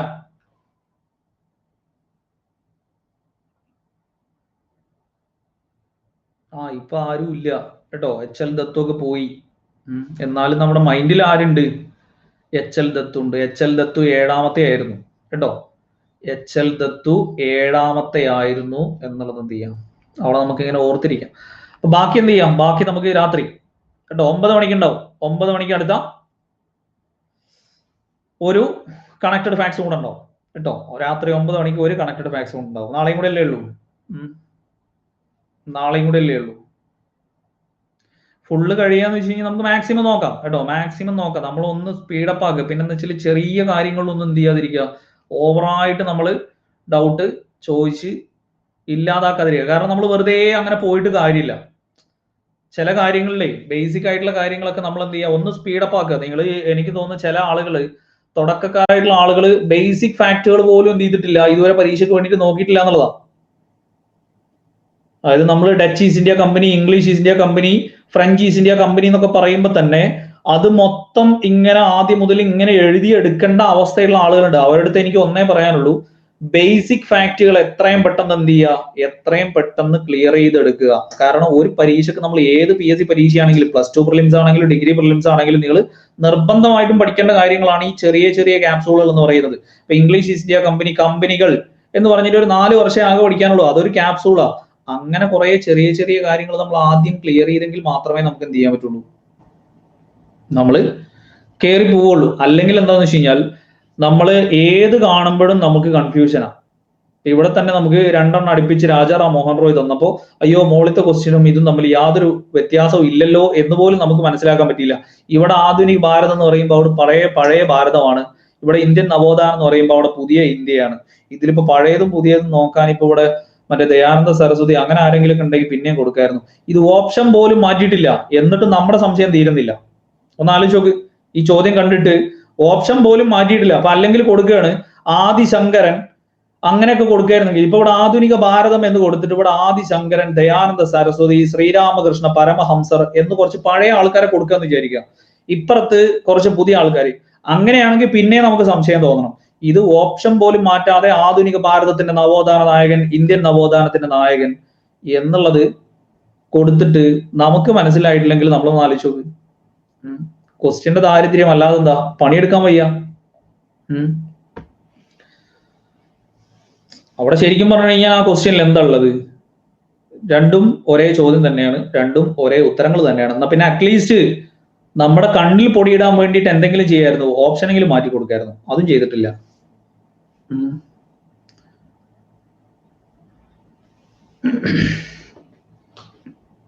അത് ആധുനിക ഇന്ത്യയുടെ ശില്പിയാണ് ആര്, നെഹ്റു കേട്ടോ. ആധുനിക ഇന്ത്യയുടെ ശില്പിയാണ് നെഹ്റു. എന്നാ പിന്നെ ഇവിടെ രാജാറാം മോഹൻ റോയ് എന്ന് D ഓപ്ഷനിലേക്ക് മാറ്റിയിട്ട് ഇവിടെ നെഹ്റു എന്നെങ്കിലും കൊടുത്തിട്ടുണ്ടെങ്കിൽ പരീക്ഷാ ഹാളിനെങ്കിലും കുറച്ച് ആളുകൾക്ക് മനസ്സുഖം കിട്ടുമായിരുന്നു അല്ലെ. ഇവിടെ ഈ A ഓപ്ഷനെ ജവഹർലാൽ നെഹ്റു എന്ന് കൊടുത്തിട്ട് രാജാറാം മോഹൻ റോയിനെ ഇങ്ങോട്ടേക്ക് മാറ്റിയിരുന്നെങ്കിൽ പരീക്ഷാ ഹാളിനെങ്കിലും കുറച്ച് ആളുകൾക്ക് എന്ത് ചെയ്യും, മനസ്സുഖം കിട്ടുമായിരുന്നു. കാരണം അത് കറപ്പിച്ചിട്ട് പോരും. കാരണം ഒന്ന് മുകളിൽ രാജാറാം മോഹൻ റോയ്ക്ക് കൊടുത്തതല്ലേ, അപ്പൊ ഇനി ഇവിടെ എന്തായാലും നെഹ്റുവിനെ ആയിരിക്കും ഉദ്ദേശിച്ചതെന്ന് പറഞ്ഞിട്ട് എന്ത് ചെയ്യും, അത് കൊടുത്തിട്ട് പോരും. എന്തായാലും എന്ത് ചെയ്യുക, വർക്കൗട്ട് ചെയ്യുക, നന്നായിട്ട് വർക്കൗട്ട് ചെയ്യുക. നമ്മുടെ ആഗ്രഹവും അത്യാഗ്രഹവും ഒക്കെയാണ് എന്ത് ചെയ്യുന്നത്, നമ്മളെ എവിടേക്കെങ്കിലും ഒക്കെ എത്തിക്കുന്നത്. അപ്പൊ നാളെ പരീക്ഷയ്ക്കുള്ളവർ എന്ത് ചെയ്തോളുക, ഈ ലാസ്റ്റുള്ള ചെറിയ ഫാക്റ്റും കാര്യങ്ങളൊക്കെ നന്നായിട്ട് ക്ലിയർ ചെയ്തോളുക കേട്ടോ. അപ്പൊ ബാക്കി നമുക്ക് 9 മണിക്ക് പറയാം, തീർന്നിട്ടില്ലല്ലോ. 9 മണിക്ക് നമ്മൾ ലാസ്റ്റ് എന്ത് ചെയ്യും, കലാശക്കൊട്ട് 9 മണിക്ക്. ഓക്കെ.